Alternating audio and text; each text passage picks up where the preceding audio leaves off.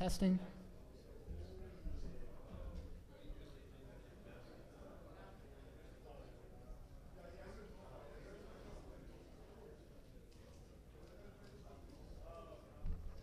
Check.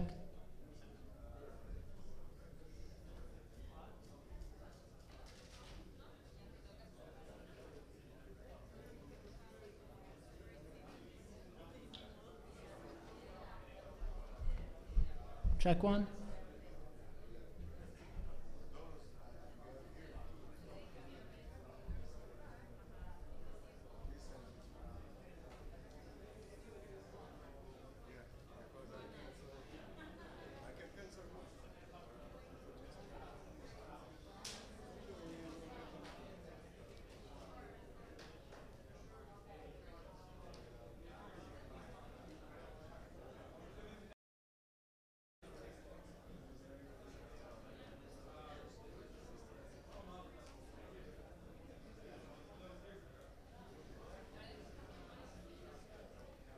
Can I run a quick test?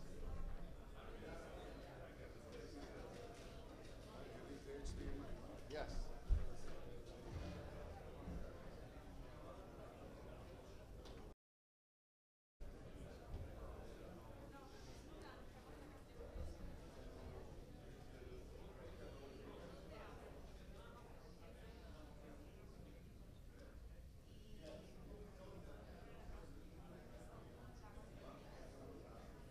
So a final experiment that I want to mention to you is our parents.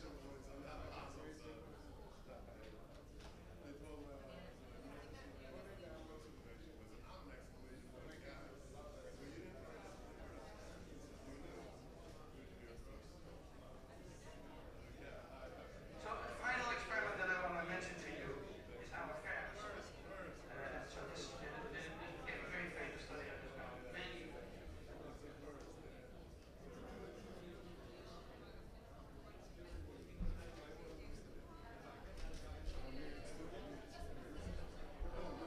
I don't know. Okay.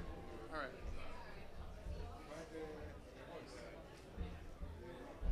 One. Yeah, that's good.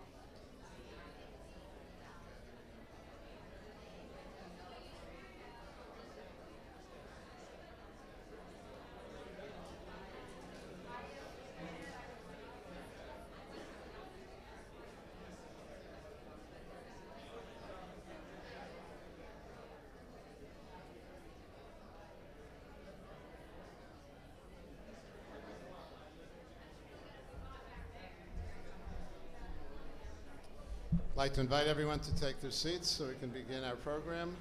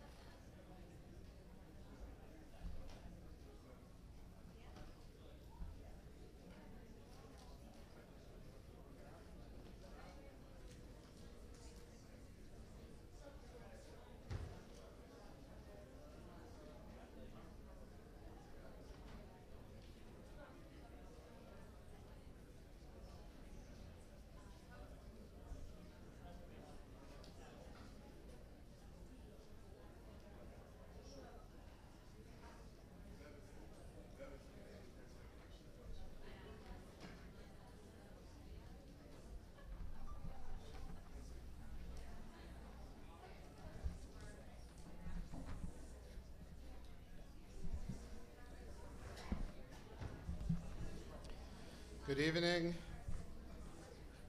On behalf of the Anhala of Yeshiva Toras Chaim Toras Emes, I welcome you to the special event on digital awareness. We have to begin by asking everyone to turn their cell phones off or to vibrate. Before we begin tonight's program, I've been asked to make the following special announcement. Speaking to this large group of devoted Toras Chaim, Toras Emes parents, I would like to remind everyone that the yeshiva is conducting a $600,000 matching campaign for 36 hours, beginning 10 a.m. tomorrow morning. Every dollar donated will be matched. You are encouraged to participate and invite friends, relatives, and neighbors to do the same. The campaign, named Reaching Higher, is crucial to enable us to maintain and grow over 20 existing and new important programs that serve to empower our students to excel to their fullest potential. Watch for email announcements. We are graced tonight by the presence of all three Rosh Yeshiva who are showing by their attendance this evening how critically important this topic is to the yeshiva and our Talmidim. Our Menalim and educational administrators are with us as well. It is also a pleasure and honor to welcome Rabbi Shapiro and Dr. Shapiro, our speakers for this evening. We are thrilled to wish Rabbi and Mrs. Shapiro a ginormous mazel tov on the birth of their first grandchild, to a Toras Emes alumna. To give you a glimpse of our program this evening, in a couple of minutes we're going to hear from our Rosh Yeshiva, Rabbi Luban, for a few words. Then we're going to hear from Rabbi Shapiro. Then Dr. Shapiro will make the Digital Citizenship Project presentation. And then it will be followed by a short perspective from our yeshiva by Rabbi Yehuda Bergida. By way of introduction, I would like to share two thoughts. It bears mentioning, as we all know, the world is changing. When changes occur, it is impossible to know for sure what the long-term impact will be. It is only with the passage of some time that the effects become known. The internet has been in popular use for over 25 years, and smart technology has been with us for more than 10. The past few years have seen an ever-increasing number of research studies showing very significant negative impact on children's development in regards to exposure to technology. That will be one focus of this evening. A second point is the realization that we are ultimately not in control of anything other than ourselves. Our attitudes, our values, our reactions to situations around us are all we can truly be in charge of. Even the best, most effective parent only guides and influences his or her children. They do not and cannot control their lives. The good news is that the parents' attitude and commitment to help their child is the key to success in keeping our children healthy and strong in the digital age. Bear that in mind as you listen to tonight's speakers. To set the tone for this evening is a great kavod to call upon our Rosh Yeshiva, Rabbi Binyamin Lubian.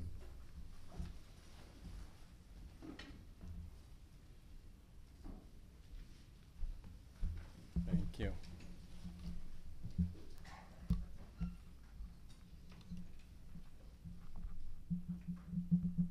I just want to start and perhaps end with a short story which I heard from one of the Rebbeim of the yeshiva. This Rebbe was approached by a Talmud of his who told him that at home he has unfiltered internet, and because of that he's faced by daily nisyonos, and he finds that daily he is nichshol, he is watching sites that are totally inappropriate. It bothers him, gets him depressed, interferes with his learning, but he doesn't have the strength to stop, and because every day he goes home and he's tempted by the internet, and he wishes that his parents would put a filter on, but he says he's embarrassed to ask his parents to put a filter because he's embarrassed to tell his parents that he is watching inappropriate sites. So he asks his Rebbe, please do me a favor, don't tell my parents that I spoke to you, but go to my parents, get in a conversation about this topic, and tell them that they should put a filter. So the Rebbe went to the parents, and he did this. And the parents said, Rabbi, I'm disappointed in you. You know my son? You suspect my son would go on inappropriate sites? What's wrong with you? How could you even suggest such a thing? My son, you know, such a tzaddik. The Rebbe stuck. So he started saying, well, of course, I know your son, probably if it's not, but you never know, it pays to be extra precautions. Who knows? And the parents said, no, I can't do that. That would be such an insult to my son. To put a filter, it would imply that I think there's a slightest doubt that he might go on something inappropriate. I could never insult my son like that. Right? The message of the story is that we have to realize that there's a certain Yetzaharas that are extremely powerful, extremely strong, and almost no one is really protected. Boys for sure will be boys, teenagers will be teenagers, and probably adults will be adults. And the really only protection that we have is to avoid the nisyonos, to make the proper precautions to avoid the nisyonos.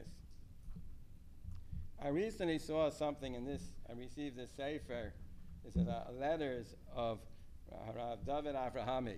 David Avrahami was the author of a sefer called Binyan Olam, a well-known mashgiach in Eretz Yisrael. Was a Talmud from Panovich, from Rav Chatzko. He was a mashgiach in the frumest yeshivas in Eretz Yisrael. And he writes as follows, which really brings out the same point. Ukefi sheroen kayom, as we see today, this was probably written 10, 20 years ago. It says, what we see today, ki yadua mitoch hanisayin, we see this from experience. Sheyeshnam Yehudim yikar mipaz, there are certain Jews, individuals, who are so precious. Baribatim, they're successful Baribatim. Rabbonim, they're leaders, they're the rabbis, they're the rabbinical leadership of the community. Ramim, they're the Rosh Yeshivas of our institutions. Mechankim degudim, they are the best teachers.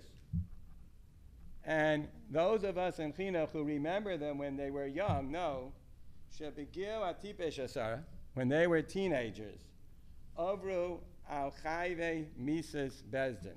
I don't know if I want to translate that. But it means they did averis that are the worst of the averis.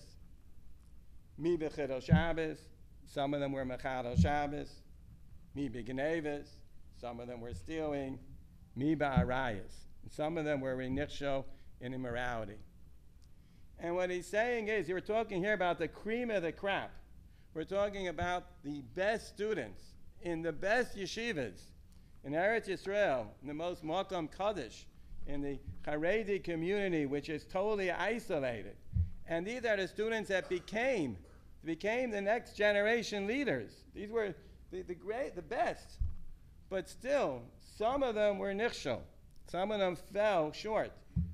The greatness was that they were able to jump back up. They were able to go ahead, and even though they fell, they were able to go ahead and strive forward to correct their errors and to reach greatness. But regretfully, not every child, not every teenager, not every individual can do that. And we know from chinuch that so many children, once they end up doing something that they're embarrassed, they lose their self-esteem, they lose their self-confidence, they lose their drive, and they don't bounce back. And so many leaders, potential leaders, and great people in Rosh Yeshivas and Mechanchim are lost to Klal Yisrael because when they were young in their perhaps teenage years, they ended up doing things that they were later regretted, but they were unable to recuperate from. And therefore, if we as parents, Mechanchim, what we have to do, if we want to ensure that our children do reach their potential, we have to create an environment, a safe environment as much as possible. Rabbi Bauman said perhaps it's impossible to make a completely safe environment in today's world, but as much as we can to create an environment that our children will not be tempted to be nichshel. Just want to end with a bracha. There's a famous pasuk in Tehillim, Sur Meirav Va'aseh Tov. And one of probably the most simplest explanation is by how does one reach Aseh Tov? How does one reaching greatness, doing what's right? The first step is always by Sur Meirah. By making Sur Meirah, by making the separation as much as we can from Ra, that is how we reach greatness. That's how we reach Aseh Tov. So I want to give a bracha, Be'ez Hashem. This evening should be a success. We should make the proper adjustments of Sur Meirah, make the proper protections, and through that we should be Zeicha to be ourselves and our children, our families, to reach the Madregas of Aseh Tov.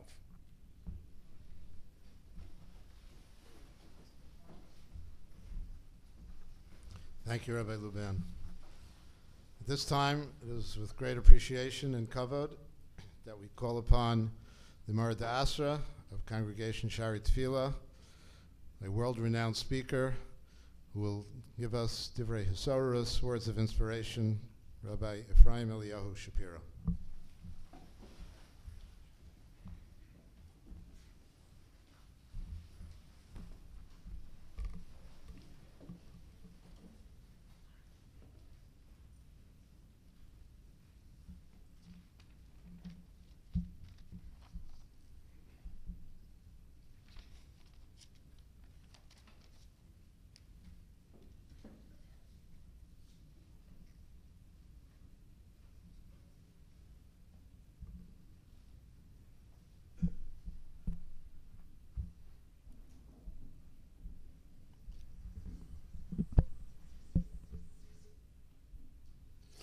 Rishus Meirenu, the Rashi HaYeshiva Shlita, the schus and the ability to be in the presence of the three Rashi HaYeshiva shouldn't be lost on anybody in this community, and don't ever take them or any part of what they do for us for granted, period. Rishus Rabbi Bauman Shlita, I want to single him out. Rishus Rabbi Bergita, I'm Rabbi Shapiro, that's Dr. Shapiro. Rishus Dr. Shapiro as well.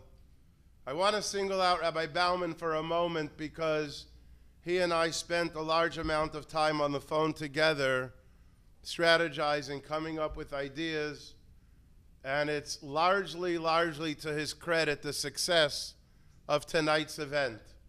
We owe him our deepest debt of Hakaras HaTov, and I also want to single out his Erev Shabbos letters. I told your family recently I don't call often enough, and I should. They are gems. They're spectacular. Besides, they give me material for drushas. And the last 2-3 weeks in particular, Rabbi Bauman has been talking about tonight's event. Just this past week, the kliyuker that you mentioned. Pile ployim. If you didn't read the kliyuker, I believe it was this past Friday, that Rabbi Bauman put in his letter, I'm not telling it to you, go home, get the team spirit, and read it.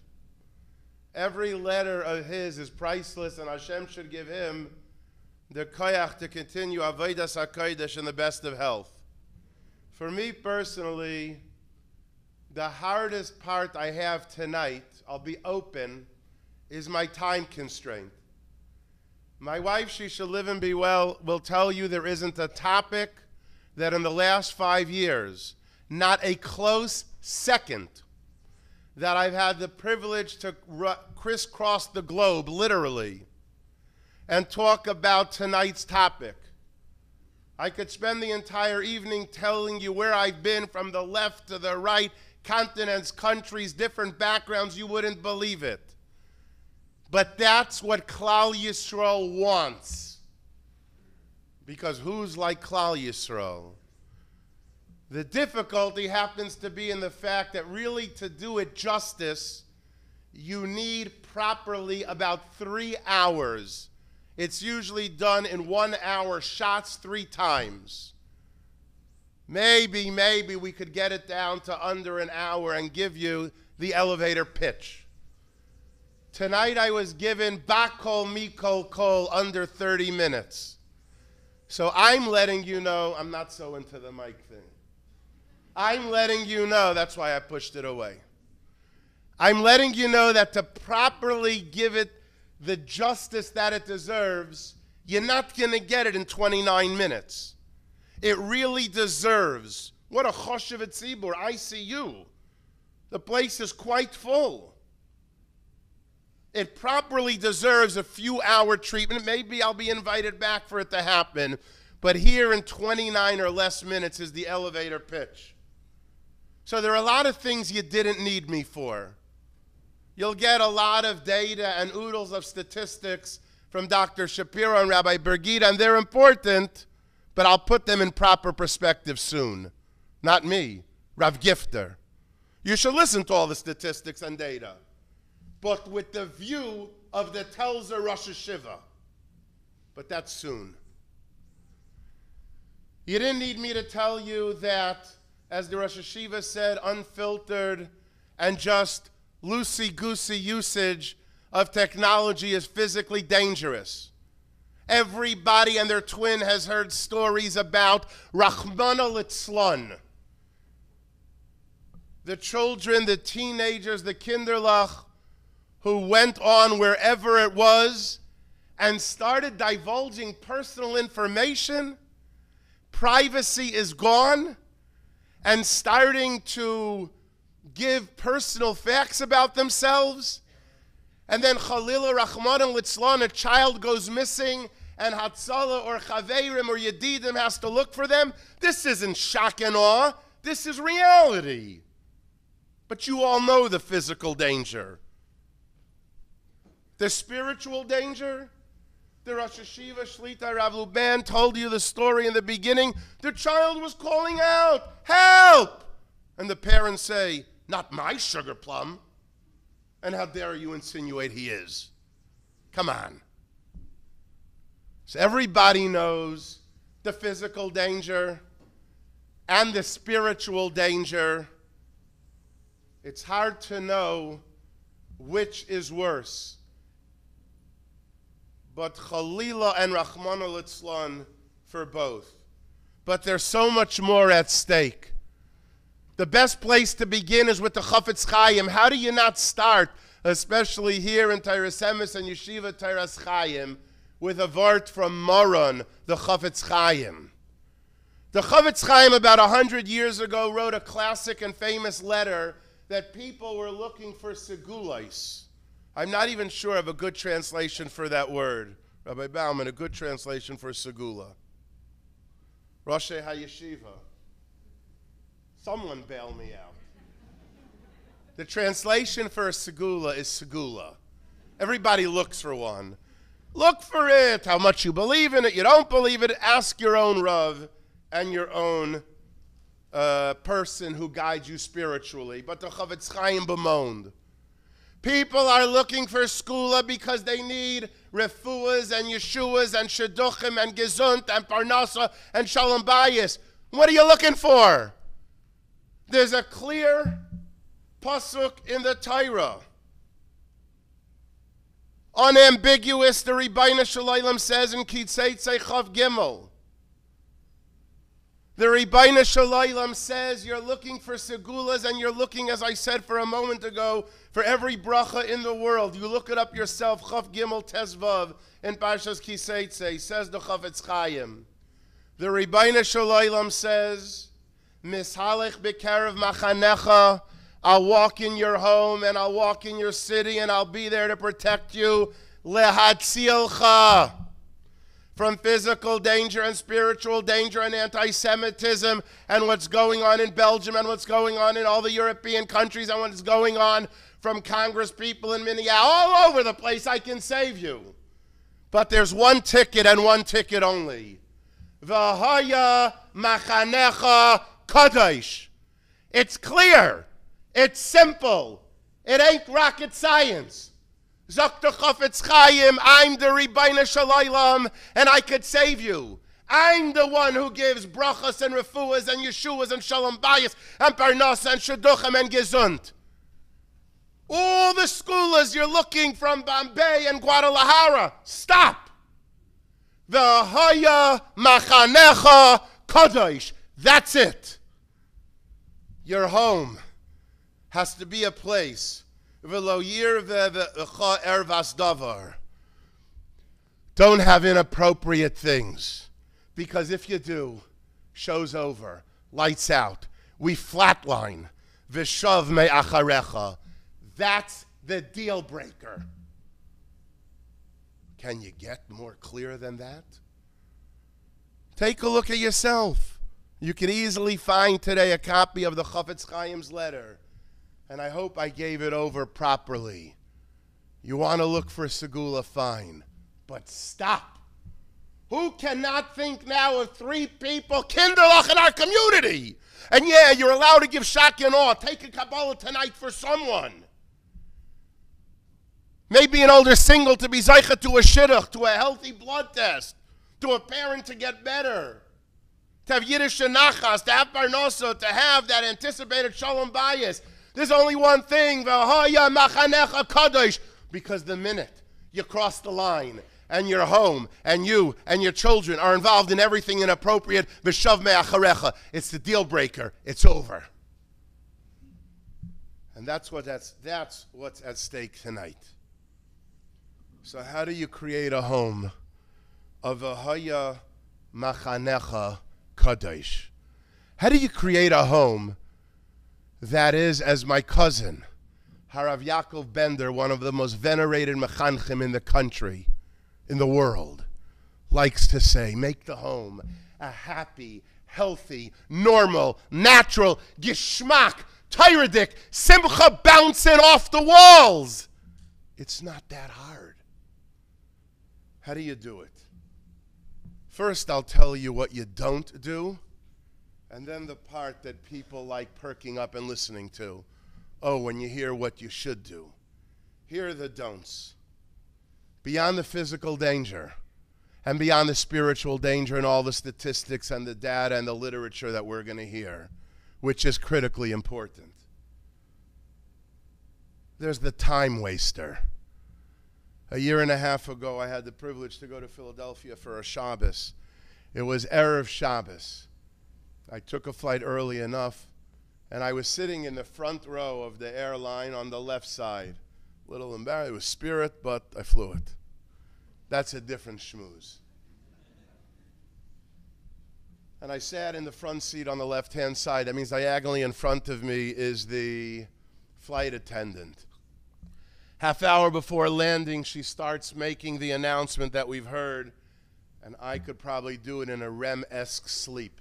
It goes something like this. As you can see, we began our initial descent, so please put your seat in an upright position and stow away your tray table. Fasten your seatbelt tight and flat across your lap, and make sure your luggage is stowed as things may have shifted in flight as we begin our initial descent into. She covers the microphone and she says, "Psst, Rabbi, where are we headed again?" And I said, "Philadelphia?" And she said, "As we begin our initial descent into Philadelphia, enjoy your flight." She puts down the mic and she says, "Thank you. The problem is, I do this so often that I don't remember where I'm headed." Now, I did chuckle for a minute, and then I covered my face and cried. Because she's right. Open up the Ramchal Mesilas Yesharim, the middle of Perek Beis, on the word Tichbar Ha'avoid. I wish I could speak about this for 15 minutes. I barely have 30 seconds on this topic. But the Ramchal in Mesilas Yesharim, middle of chapter 2, tells us that the root of Golus Mitzrayim, and for that matter, every exile, has always been that we are so busy and busy and busy and busy and busy that we don't remember, like, what am I doing in this world? Let's see. Time for my wife. Treat my spouse well. Listen to my child when she says she's being bullied. Learn with my kid for his Navi test and then play ball with him. Don't be so busy. Because the karbanos are the children. And then they'll find the enjoyment or satisfaction in whatever the technology is. As a child recently said when asked by the teacher, "So what do you want to be when you grow up?" The child in second grade answered, "I want to be a cell phone, an iPhone." "Why, Maidala? Why, little girl?" "Because then my mommy will hold me and caress me and talk to me and use me and spend time with me." Don't be so busy. Because when you have to just check out, let's say on a site, when were green coffee beans found in North Dakota first? I have nothing against coffee or North Dakota, but who cares? And 9 hours later, you're still checking into it, but you've gone 42 sites further. And then the person goes to the Rav and says, "My husband is unrecognizable. The spouse is not the same that I married." No kidding, Sherlock. And that's what's at stake. There's the physical danger, the spiritual danger, the ultimate time waster, and becoming unrecognizable to your children. It ain't worth it. And parenthetically, before we continue, I was recently in Montreal and was about to use this story that I told you about Philly. And one of the most choshev mechanchim in the city said, "Please, my mother," and the mother's a very choshev woman, said, "Tell Rabbi Shapiro he's leaving out the best line of the Philly story." And he told me what his elderly mother said. And you know what? This Rav and Rebbe is right. Shout out to his mother, because this elderly Rebbitzin, Taka, has it right. And I told her next time I use it, I'm not going to leave out the best line. So what's the takeaway of the Philly story? The takeaway of the Philly story that I told you with the flight attendant and the Mesilas Yesharim is that when a person doesn't know where they're headed, they should ask their Rav. That's the takeaway. You don't know where you're headed. I don't know, and you don't know, and you don't know, so don't think you know better. Every Gadol B'Yisrael on the Mayetzis and everywhere has told me, remind the Balabatim. You and I don't know better than the Rashi HaYeshiva. We don't know better than our Gedolim. They know better. And when you don't know where you're headed, then there's only one thing to do. Ask your Rav. Ask the Rashi HaYeshiva. Help me. And that's tonight. The only thing you should take out of tonight besides the Kabbalahs is going over to Rabbi Bauman and Rabbi Brigida, the three Rashi HaYeshiva, and the Hanhala, and saying, my wife, my husband, and my kids will never be able to thank you enough for taking that gargantuan, uber, ginormous step. Thank you, Toras Emes. Thank you, Yeshiva Toras Chaim, for taking that much-needed step. Tonight can go down in history, sorry it sounds so cliche-esque in nature, as truly being monumental. But that's up to you, because you and I don't know better, they do. And before we get to the good stuff, there's one more thing that's at stake. We just did Birchas Rosh Chodesh at Shabbos. We have a nusach that says, Chayim she'ein behem busha uchlima, let it be a month where I'm not, God forbid, humiliated or embarrassed. I have in front of me the nusach of a siddur that in some kehilos in Europe about 100 years ago, those siddurim had a different nusach. And while you and I can't change the way we say it, never daven Rosh Chodesh benching again without thinking of what I'm reading to you. Instead of reading and begging God it should be a month, she'ein behem busha, they changed the word she'ein to the word sheyesh. Please, Ribono Shel Olam, let this be a month, sheyesh behem busha, that there are still some things that make us blush, that there are still some things that are off limits, that there are still some things that make us cringe, and no, not everything is acceptable. I remember already 30, 40 years ago the Gedolim saying, yes, America is the Medina Shel Chesed, but have we lost our sense of shame? Is there anything that makes you and I blush or embarrassed or cringe or turn away? Or is everything perfectly fine? You got to say she'ein behem busha. But the next time you bench Rosh Chodesh, you better think from the bottom of your kishkas. Let it be a month that for me and my kids, my husband, my wife, and my teenagers, and my little kids, sheyesh behem busha. There are things that embarrass me. There are things that make me cringe, blush. I won't let that into my house. I won't surf this site. I won't do this web. And I will take a stand and not let my children do it either. The children will respect when you come from a place of power, when you come from a place of this is a home of the Haya Machanecha Kadosh. And believe me, they're watching. The Rosh Hashiva of Detroit, Reb Leib Bakst, the Arisha B'Chabura, the lion, Zecher Tzadik V'Kodesh Levracha, was once visited by Ponevezher Rav. Ponevezher Rav asked him, Reb Leib, you live in Detroit. The Gemara says you have to live in a city where there's Gavra de Mistafina Mine, literally someone who keeps you in line with your checks and balances. Ponevezher Rav said, I live in Bnei Brak. Who's my Gavra de Mistafina Mine? That's, so to speak, the person I'm answerable to, the Chazon Ish, Reb Avram Yeshayahu Karelitz. But you live in Detroit. There are many wonderful, great people in Detroit, but you're Reb Leib Bakst, the legendary lion. Who's your Gavra de Mistafina Mine that you're answerable to in Detroit? And he said, my Gavra de Mistafina Mine are my Kinderlach, my children. And that's what tonight's all about. You're answerable to them. As Rosh Hashiva said, the child wants to hear, I don't want unfiltered internet. It's killing me. But here's the good news. After you've let it absorb that there's a physical danger and a spiritual danger, it's the ultimate time waster. It makes us lose our sense of shame, and it makes our children think that dad and mom, Abba and Ima, Tati and Mami, I don't recognize you anymore.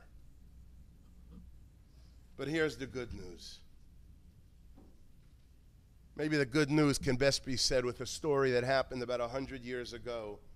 Families came over through Ellis Island, one of the most famous Hasidic dynasties, the Torski family. About 8 different Hasidic sects come from, different ones come from the Torski family. So there they are in Ellis Island, and as very often with Hasidim, cousins marry each other. Very, very common. This was one of the Nadvorner Hasidim, and he had married his cousin. So he's asked by the guy in Ellis Island for the name. He says Torski. Wife's maiden name, Torski. Says to the guy, mother's maiden name. This person from the Rebbe's family says Torski. The supervisor's starting to have a coronary. He turns to the wife and says, mother's maiden name. And she says, Torski. He's had it. He calls over the top supervisor and he starts to lambast this couple and he says, clearly these Hasidim over here, they don't understand English. And the chassid stands straight, ramrod, and he says, oh, I understand English. Your fellow doesn't understand Torski. That's the answer. And that's the key to turning tonight into a success. Whatever your last name might be, Shapiro or Bauman or Bergita or Torski, whatever it is, tell the Yetzer Hara, you don't understand how powerful I am. A Bas Yisrael, a Ben Taira. You got to believe in your children. Yetzer Hara, you're chump change. Get out of here. Because I'm tired of your shenanigans. And yes, as I said earlier, while it's critical to hear the data, the information, and the statistics, and it does become frightening, no Torah Jew has a right to listen to it without Rav Gifter's one line. I'll warn you, if you don't open up your heart, it will pass you over.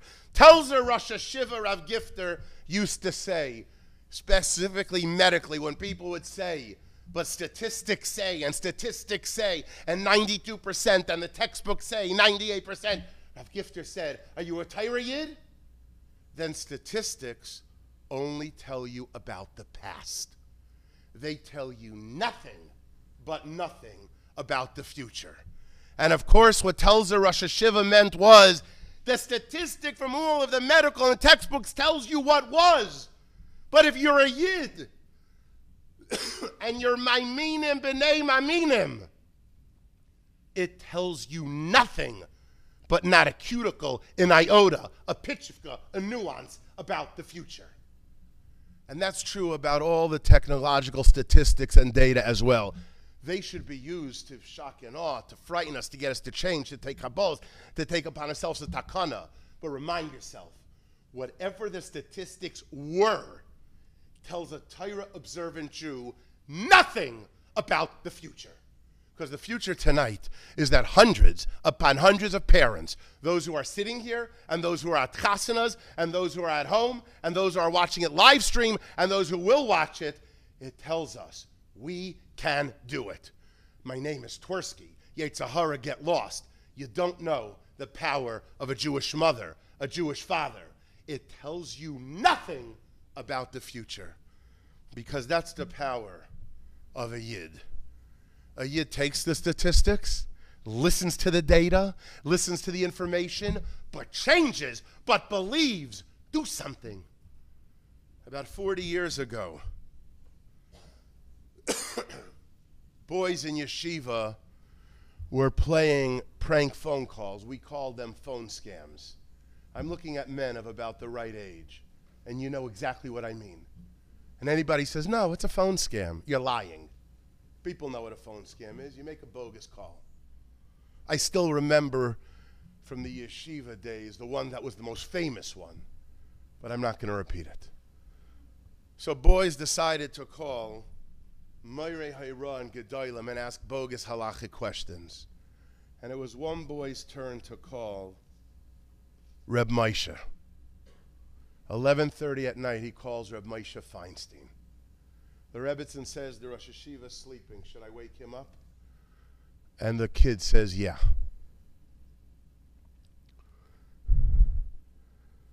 Reb Moshe comes to the phone. He hears it's a halachic question. He washes his hands first and says, ask. And it's obviously a prank call. It's a phone scam. It's a bogus halachic question. Reb Moshe says, what yeshiva do you learn in? The boy didn't want to answer because he didn't want to get in trouble. Reb Moshe said, I won't get you in trouble. He told him where he learned. What Gemara are you learning? It's a miracle the kid remembered which Bubba it was. What daf are you on? He told him. He says, let me ask you a kash on Tosfos.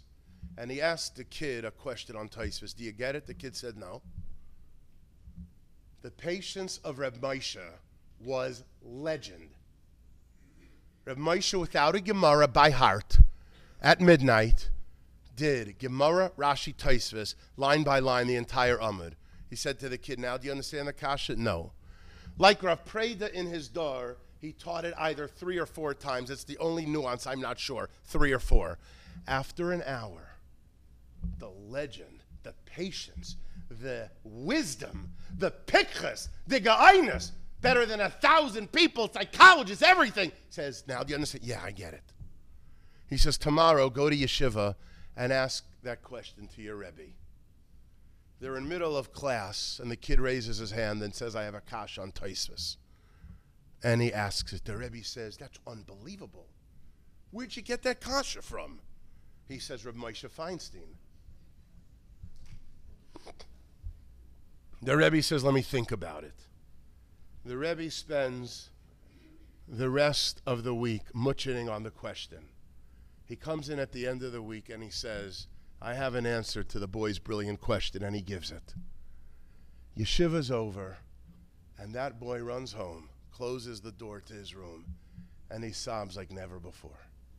His parents come in and they beg him, why are you crying? And he says, through Dema'ai Shalish, Reb Moshe believed in me. Reb Moshe believed and saw beyond what I was doing. Reb Moshe believed in me. And if Reb Moshe believes in me, then I believe in myself. And I'm ready to go back to yeshiva. And the next morning, he turned his life around, went back to yeshiva.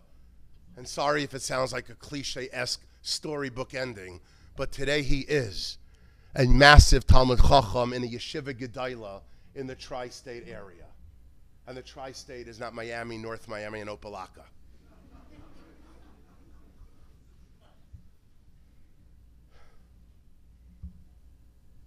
The 3 Rashi HaYeshiva, Rabbi Palgan, Rabbi Luban, and Rabbi Nyman, believe in you and you and you and you.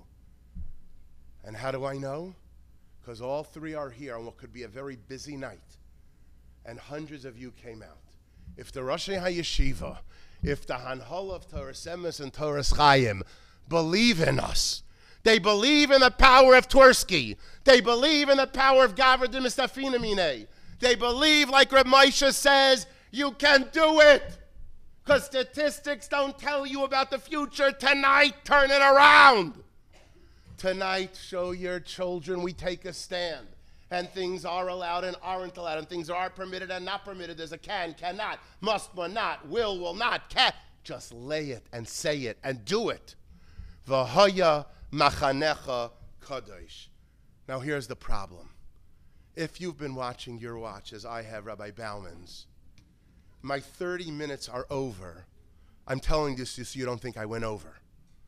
In exactly 2 minutes. I'm at the 28-minute mark. But I still have a lot I'm choosing to end with, in my 2 minutes that I still have, will be the one that touches your heart.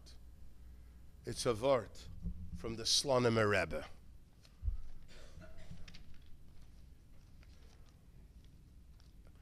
It says in the Navi, and we say it on Rosh Hashanah and Yom Kippur, the Navi tells us, Haben Yakir li Ephraim. I like that pasuk, name, my name, but Ephraim refers to Klal Yisrael. And why do I love you? Ki midei dabri, because when I speak about you, Zachar ezkerenu oid rachem arachamenu num Hashem. I recall you, I'm compassionate, I love you. That's what the Navi says. Says the Heilige Slonim Rebbe, and with this we'll conclude. You should understand this verse as Hashem listening in to a conversation of Jews in this world. God listening to us talk right here in the Torah Semes building. And here's what he says, Hashem. Haben yakir li Ephraim. I love you, Klal Yisrael, and I'll tell you why. Ki midei dabri, from the word dibur, because when you Jews talk with each other, when one Yid leaves an internet technology awareness asifa, midei dabri, and they talk to each other, what is it that I hear the Jews say on the corner of 163rd North Miami Beach Boulevard? What do I hear? I hear one Jew say to the other, Zachar, are we doing enough? Are we doing enough? And the other one says, you heard the speakers. Ez kirenu oid. I can do more. I can do more. I can do more. But Rebbeinu Shalom says, now that's the ticket. Because when I hear you say you could do more, you know how God says I respond? Rachem. You think I've had compassion on you? Arachamenu, oid, oid, oid. I'll show you real compassion. Real compassion in the form of what the Chavetz Chaim says, with brachas, refuas, yeshuas, shalom bayis, gesund, parnasa. May it be the will of the Rebbeinu Shalom that tonight the Rebbeinu Shalom see the hundreds of parents who came out. I say to you, Ashreichem, Ashreichem, Ashreichem. Matoiv, Manoyim, Mayafe. How beautiful, how scintillating, how stunning, how delicious and elegant it is. Let the Rebbeinu Shalom hear tonight that when we leave here, one Jew say to the other, Zachar, have I done enough? Ez kirenu oid, oid, oid. I will do more. I'll make my home a place of a haya machanecha kadosh. I'll make my home a place where the physical danger and spiritual danger are a thing of yesterday.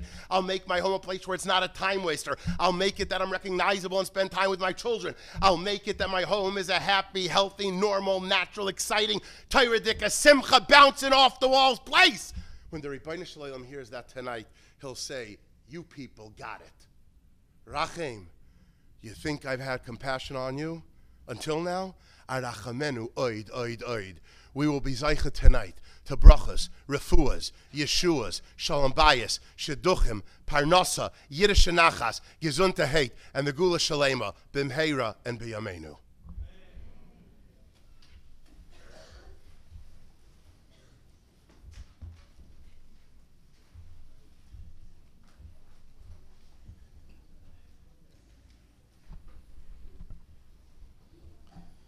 Thank you, Rabbi Shapiro.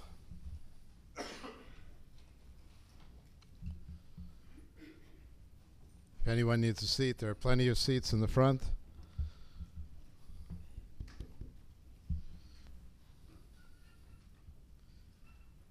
Okay, at this time, it's a pleasure to introduce Dr. Eli Shapiro. Dr. Shapiro has spent the last many years. He has founded and he directs the Digital Citizenship Project.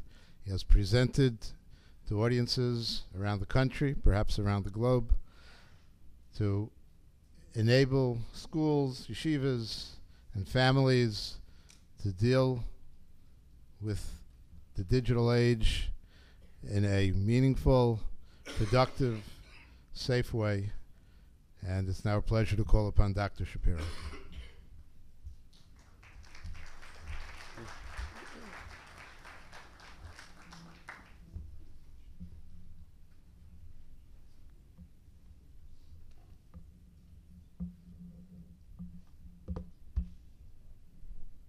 Good evening. Get the microphone. We lost it? All right, let's try that again. Take two.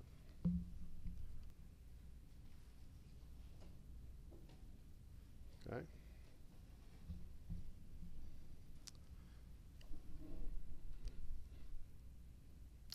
Good evening, everybody. It's a pleasure to be here. First of all, I just want to say the statistics piece. They asked the question in recovery, in addiction recovery, what percentage of people actually recover? And the answer is 100% of the people that are committed to recovery recover. So I think it's important to keep that in mind when we talk about statistics, that is an important piece of it. So a lot of you may have heard about me or looked into my website and some of the work that I've done in the past. Can everybody hear me? Hear me in the back? Yeah, good. What you probably don't know about me is that I am an alum of Taurus MS, and I'd like to share that. That's me up there. I was told that my fabulous pants don't meet the dress code anymore. I was going to wear them tonight, but anyway, so it's a privilege to be here. So much so, if it's okay, just give me 1 second. Sorry.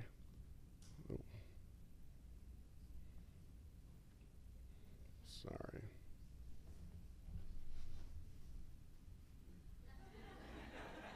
Can everybody squeeze in a little bit?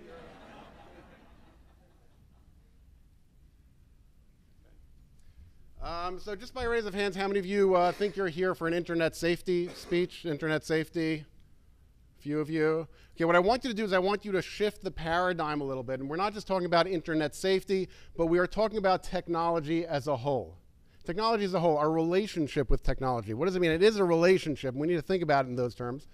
Just by raise of hands, how many of you experience what we call phantom vibrations? That's when your body vibrates, but your phone's not around, right? You know what I'm talking? You twice? 2 hands up. Okay. He really experiences it.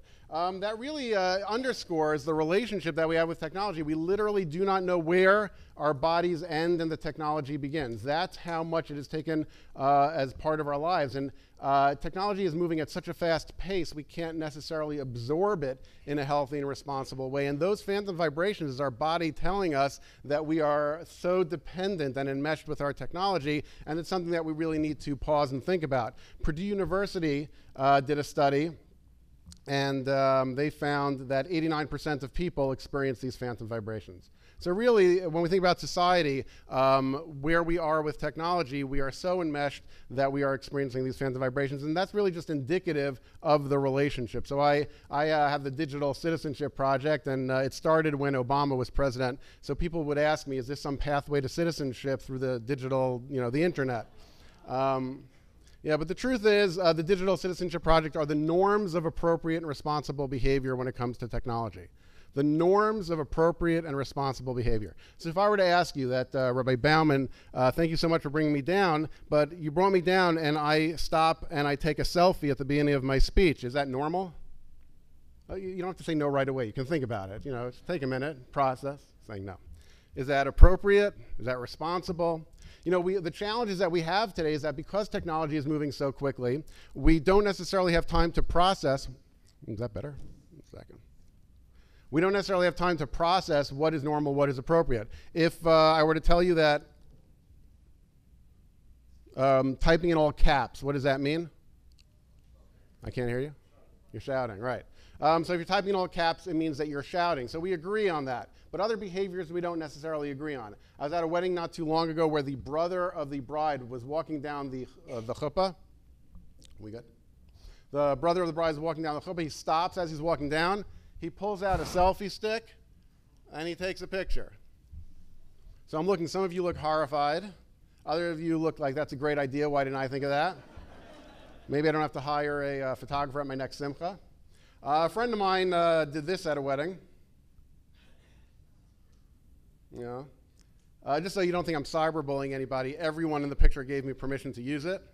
And the individual in question is proud to be known as the questionable selfie guy. He likes the role so much so he recently got remarried and under his own chuppah took a selfie. So again, I'm not here to say whether it's normal, appropriate, responsible, or any of those things, but clearly we have different values, different expectations, and that makes it very hard. One of the challenges that we have, our children are the first generation growing up in this technology-drenched society, but we're the first generation of parents raising them, and we're the first generation of mechanchim teaching them. And so we don't necessarily know how to approach it. And it's a real challenge for us. And one of the things that a lot of parents are looking for is what we call the magic pill. The magic pill. What age should I get my child a device? What's the exact amount of screen time? Which filter should I get to solve all my problems? That's a magic pill. And unfortunately, it doesn't exist. It would be nice if it did. But technology is a really complex issue. It's part of our lives, and it requires complex answers. We live in, I like to say, in the best of times and the worst of times. Anybody hear that before? Yeah? Charles Dickens wrote that. He said it was the best of times, it was the worst of times. It was the age of wisdom, it was the age of foolishness. And I really think if we ever lived in a time that was the age of wisdom, the age of foolishness, this is it. Technology is amazing. It really gives us tremendous opportunity. It offers us accessibility, productivity, information, connectivity. There is so much wonderful opportunity that is presented as a result of technology. I think I appreciate it more than ever before. I have a daughter who's in Eretz Yisrael now, and I know what some of you are thinking is, how can a guy so young have a daughter in Eretz Yisrael? Moisturizer is what does it.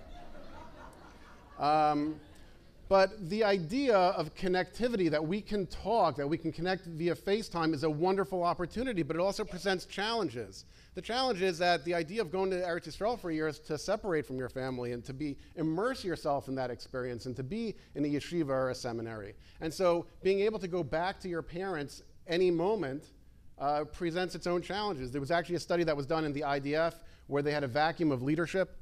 And what they found was that entry-level soldiers weren't making decisions on their own.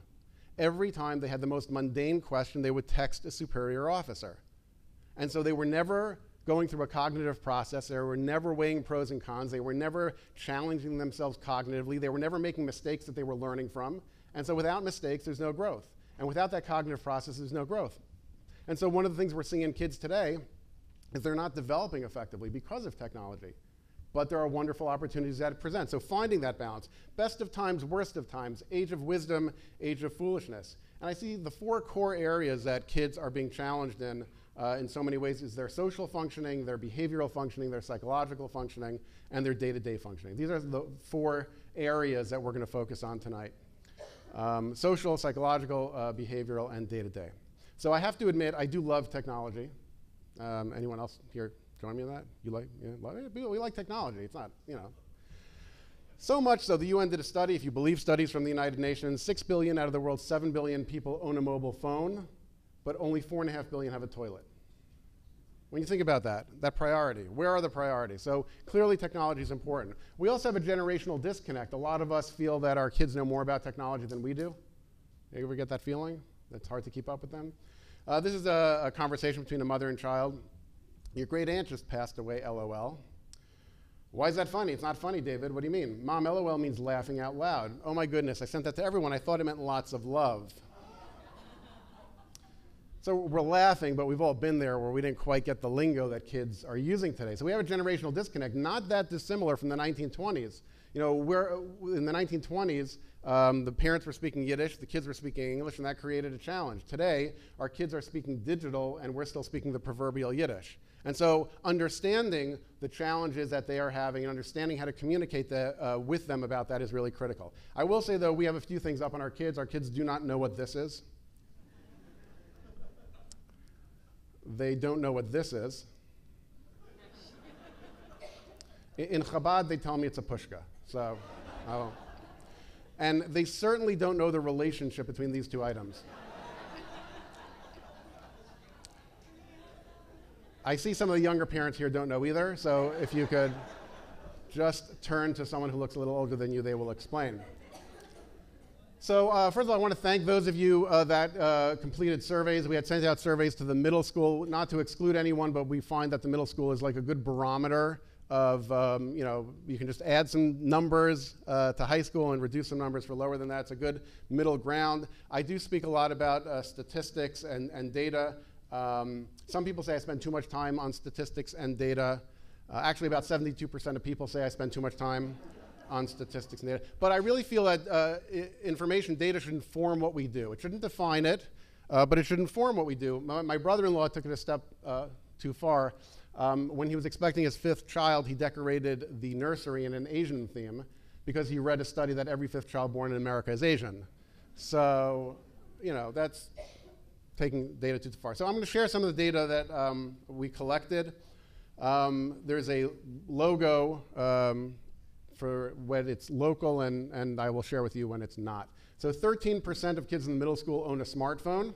The national average, by the way, for a similar population is 16%. So nationally, overall, this is low, but even with a similar population, it's low. 58% of kids own an internet-capable device. So that would be an iPod or a Kindle or an old iPhone that's lying around the house. Social media is something that's very popular today amongst kids. You see Snapchat, Instagram, and WhatsApp. Qualitatively, they are very different, even though they're all social media. 14% of middle schoolers are active users of social media, and that's actually very low within the Orthodox yeshiva boys middle school population. The number's actually up towards 29% on a national level. So that was an interesting finding. Gaming, kids like video games. They play video games. 66% of you reported that your kids are active users of digital gaming.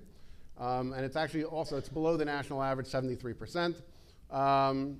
Fortnite, you heard of that? Everybody familiar? Your kids like Fortnite, they want Fortnite. 21% of the middle school reported that their kids play Fortnite. Those of you that don't know what Fortnite is, it's a game. I'm not going to go in depth to what it is. But it is a very addictive kind of game. It has certain qualities. I'm going to show this short video about this young man who is a tornado survivor, and in his own words. I was sitting at home and I was playing Fortnite, and all of a sudden I just hear a bunch of noise, and I look out the window and I start seeing the roof come off the houses in front of me. But then I sit back down because I only got like a couple people left in my gang. I was gonna try to finish the game. And what's going through your mind is you said you're in the bathroom with your sister and nephew. I'm like, honestly, I was just thinking about the game. So when you think about these addictive tendencies, Fortnite certainly, but Fortnite is just an example. You know, Fortnite is, next year it'll be something else. Last year it was something else. So Fortnite, videos, Netflix, YouTube, very popular amongst kids. 57% of kids here watch videos. In case you were wondering what the most popular were, 84% use YouTube, 47% Netflix, and 37% Amazon Prime. So these are some of the data and statistics. So we understand, I will say that the technology ownership and engagement is lower, significantly lower than the national average, and in some areas even lower than similar populations. But it should inform what we do, not define it.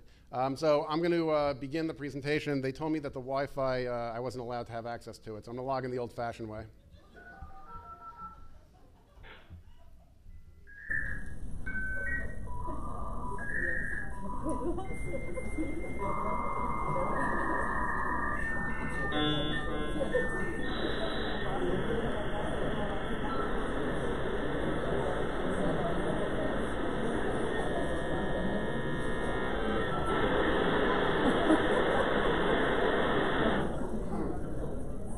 It's always a fan favorite.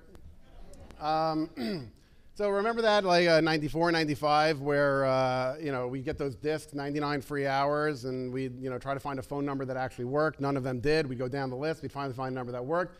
We wouldn't tell any of our friends or neighbors because we didn't want them on that number. And then you'd finally get on. Someone in your house would pick up the phone, and then they get disconnected. And then you'd have to tell everyone, don't get on the phone. I'm going online. Like this was a big deal in the house. We're going online. You'd finally go online, and there was absolutely nothing to do. You didn't have mail. No one cared.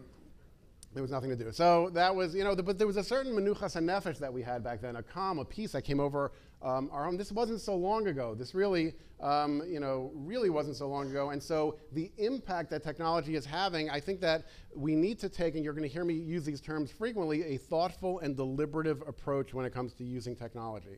A thoughtful and deliberative approach. And in order to do that, we have to understand the impacted domains that we are experiencing.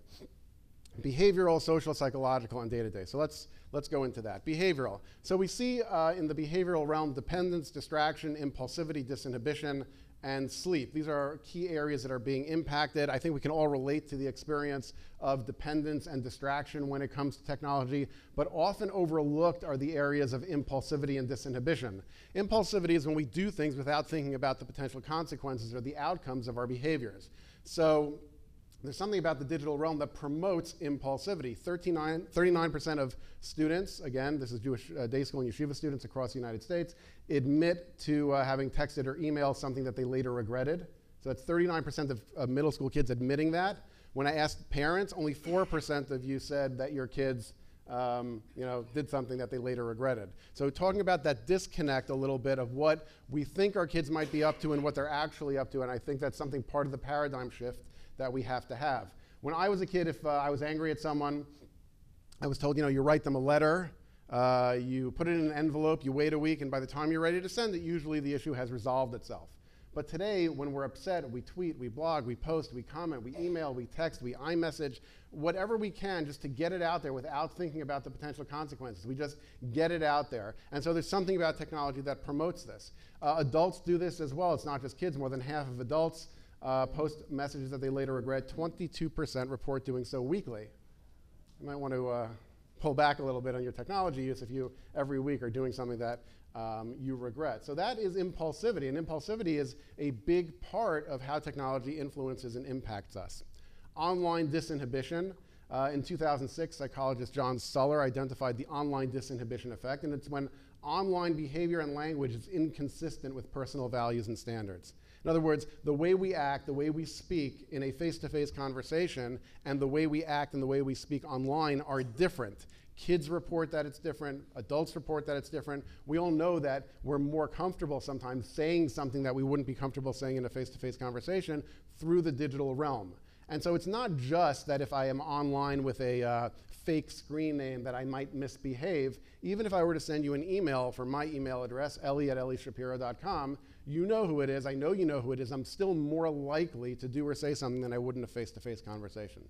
So that's a question we always have to ask ourselves anytime we engage in a behavior online, when I'm communicating with someone, when I'm sharing information, would I do this in a face-to-face conversation? Boys in the finest yeshivas, Erlich boys, will say things that you can't believe when you read the text, when you read the communications, vulgar language. It's shocking, but there's something about the digital realm that promotes this behavior, and we need to understand it. This is not a new concept, by the way. Anyone who studied psychology, took Psych 101, you learned about Stanley Milgram or Philip Zimbardo. Stanley Milgram did the post-World War II electroshock studies. He was studying obedience, but what he also found was that when people were made to be anonymous, they would deliver longer, stronger, even fatal shocks. So there's a connection between anonymity and misbehaving. And the digital realm promotes anonymity. So when you have impulsivity and you have disinhibition, it creates a challenge for kids who by their very nature tend to be a little more impulsive and disinhibited as well. And so helping them to understand that behavior and modeling appropriate behavior becomes critical. 54% of kids sleep with their cell phones or devices within reach. Why is this an issue? They're online. They're either playing games, they're communicating with friends, they're not getting the sleep that they need. Why do they tell you they need their device within reach? You can answer it. An alarm clock. So they told you that down here too. It's like all over the country. The kids have convinced their parents. The alarm. Do you have amazing savings down here? Like a dollar store, Dollarama, something? Walmart? Okay, Walmart's good. So there's a section in Walmart. They sell these brown boxes with big red numbers, alarm clocks. And they're actually more effective than phones in getting kids up. So the challenge really is, it does impact sleep. Artificial light from the phones makes it harder to fall asleep. Vibrating noises makes it more difficult to stay asleep. So we're clearly impacted by that. Harvard University did a study a few years ago where they compared reading a book at bedtime and reading an e-reader at bedtime. And you don't have to have gone to Harvard to figure this out, but if you read a book at bedtime, what happens? Yeah. Harvard spent money studying this. In fact, I have a book on my nightstand that I've been reading for the past 8 months. Right. And I'm still on page 2. And it's not because I learned in Chavetz Chaim. So what they found was that reading from a book puts you to sleep, but reading from an e-reader actually impacted sleep. And 53% of kids report staying up late as a result of technology. These are the kids reporting. The kids are saying, I stay up too late. Any teacher, any mechanech can tell you when a child comes in and didn't get a good night's sleep. You could see it on their face. They cannot tolerate anything. One of the biggest predictors of academic and social success in the school day for a child, for them to achieve their success, is a good night's sleep. So one of the biggest gifts we can give our children is making sure they get a good night's sleep. If they have an Alexa in their room, if they have a And any device, we have to make sure that it's out of their room and that they're getting a good night's sleep. That's the biggest gift we can give them to help them function during the day. So this is actually just a placeholder for me. This is a professional baseball player in a dugout with a cell phone in his hands. And it just reminds me to tell you the story of the time I had a meeting with the New York Mets. Any Mets fans here? There's always like two. Yeah. Only two, always. So I had a meeting. Anytime I have an audience, I like to start with a story that goes, I had a meeting with the New York Mets. And so I was meeting with them. They were actually concerned about players being distracted and how technology might be impacting them. What they told me was that one of their players was taking frequent bathroom breaks during the game. So initially they had a medical concern. As it turns out, he was updating his Instagram feed. So when you think about it, I mean, if you were at work and 45,000 people come, well, it's the Mets, so about 15,000 people come to watch you work. And you're so compelled to check your device, it really, it sets a bad tone. I was thinking about from the parenting piece, the message that we sent. I was speaking in Cleveland a couple months ago, and the father said to me, the question he always asks himself when it comes to his device, he says, what do I want my child to think that the apple of my eye is? Is it this apple or is it my child? And I think it's something to think about. What is the apple of your eye from a behavioral standpoint? I am guilty of it as well. I found myself a little while ago speaking with my daughter and reaching into my pocket and starting to pull my phone out. And then, like, what am I doing? I wasn't getting a notification or anything. It was just the compulsion to check our devices. And we have to be more aware and, again, thoughtful and deliberative in our own behaviors when it comes to our technology engagement.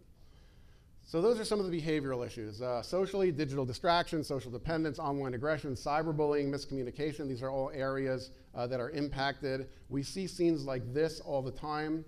I call it a regression to parallel play. Little kids, they play next to each other. They don't play with each other. So we have sort of evolved into that as well. UCLA did an interesting study where they measured kids' ability to read facial expressions and social cues, because social connectivity is based on that. And so they measured their ability, and then they sent them to sleepaway camp without any technology.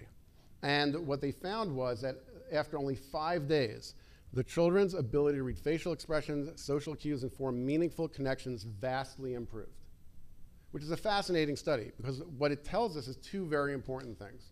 One is digital technology is having a negative impact on our ability to connect with one another. That's one. Two, we can repair it. And we can repair it by separating from technology, by taking away less time, by not using technology. When do we connect best with our spouses, with our friends, with our family, with our children? When is that? I was going to say Thanksgiving, but Shabbos works as well. Yeah, Shabbos is amazing. We have communication, we connect, we ask questions, we follow up, we make eye contact, right? What's the right amount of eye contact? 100% is too much, right? That's like a little creepy. But ideally, you want to make eye contact about 60 to 70% of the time. And a recent study found that adults are only making eye contact 30 to 60% of the time. Only 30 to 60, because a lot of that time is being taken up by checking our devices. We've also been conditioned to look for the next best thing. Everybody knows what FOMO is? Fear of missing out? That's the fear of missing out. So we look over people's shoulders and you don't feel like you're making that connection, that meaningful connection. So I have a group of friends that we go out with fairly regularly, and we do this. We do what we call phone stacking. We go out to dinner, we pile up the phones. Whoever takes their phone first has to pay for dinner, right? So what we do is we actually have one friend who's completely addicted to his device. We invite him every time. I haven't paid for dinner in 3 years, and he hasn't figured it out, so it's working. It was interesting. I was reading the book The Rebbe by Telushkin, and something struck me. I'll read it to you. Some months later, Sharfstein was back in New York and returned to see the Rebbe. When she entered his office, she was carrying a tape recorder, the old-style tape recorder used in the 1950s with spinning reels of tape. And she set it up, and the Rebbe asked her not to tape anything. He explained that when a person has a tape recorder, his or her attention becomes directed to the machine. And the person is constantly checking to see if the tape is moving, how far it's moved, whether it's coming to an end, and whether the tape needs to be changed. If you use the tape recorder, the Rebbe warned, you're not going to be listening to me intently, and I want you to listen to what I say and be involved in what I say, so don't use the tape recorder. This is in the 1950s. Just having the tape recorder on the table, the Rebbe felt, would serve as a distraction. And the research today indicates that as well. The mere presence of a cell phone on a desk reduces cognitive functioning. You don't have to touch it.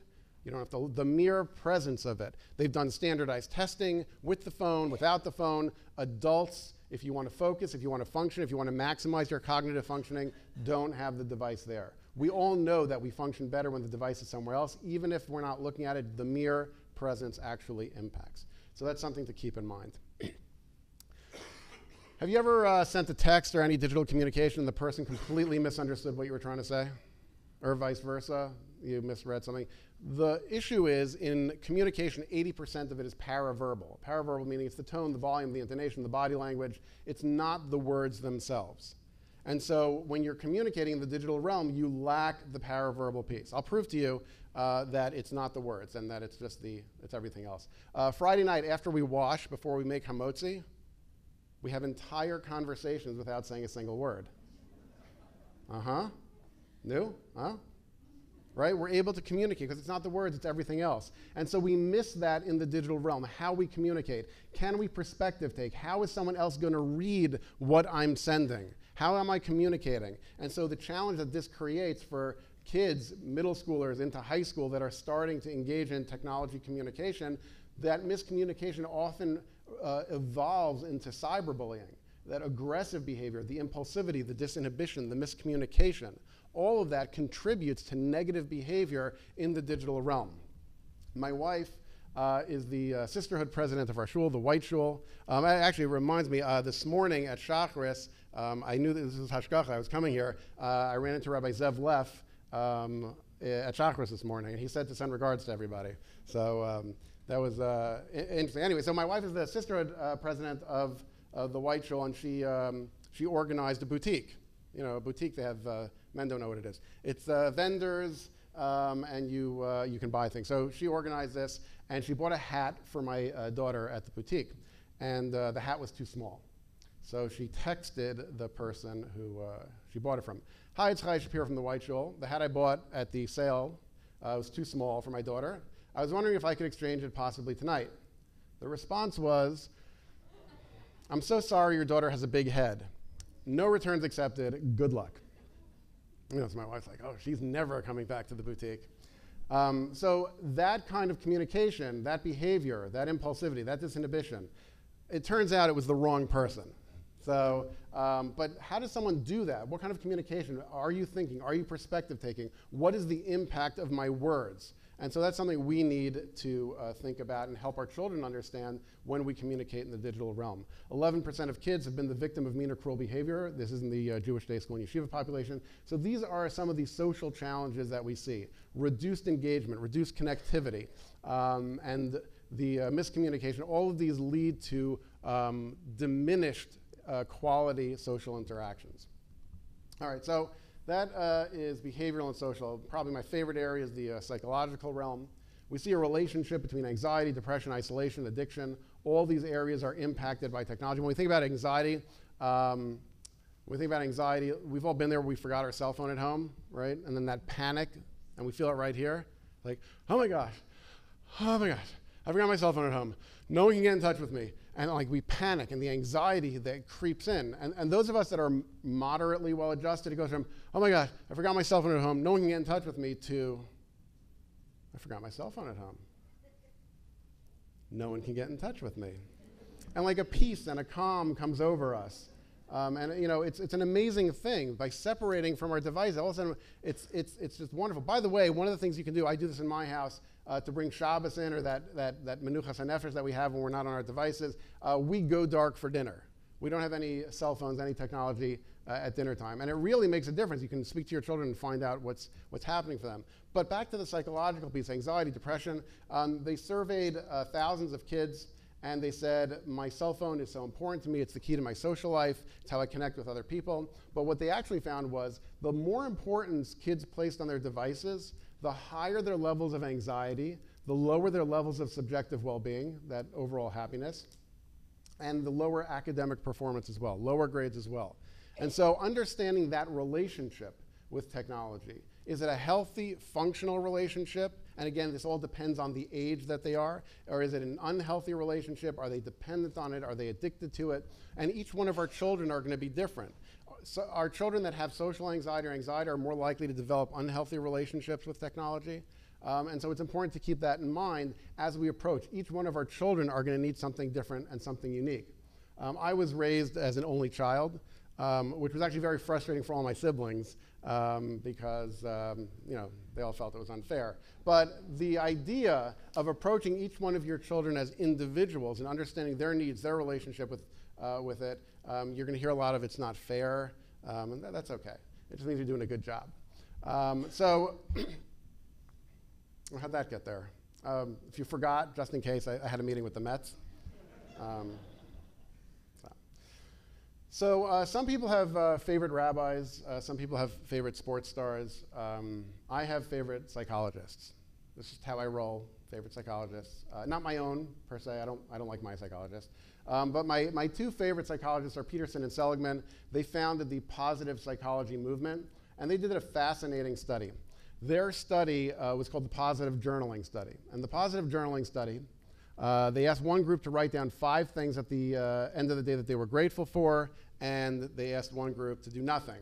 And I know that it's from people that daven 3 times a day, this isn't a far stretch, but the idea of expressing gratitude every day elevated subjective well-being. People were happier when they expressed positivity and gratitude.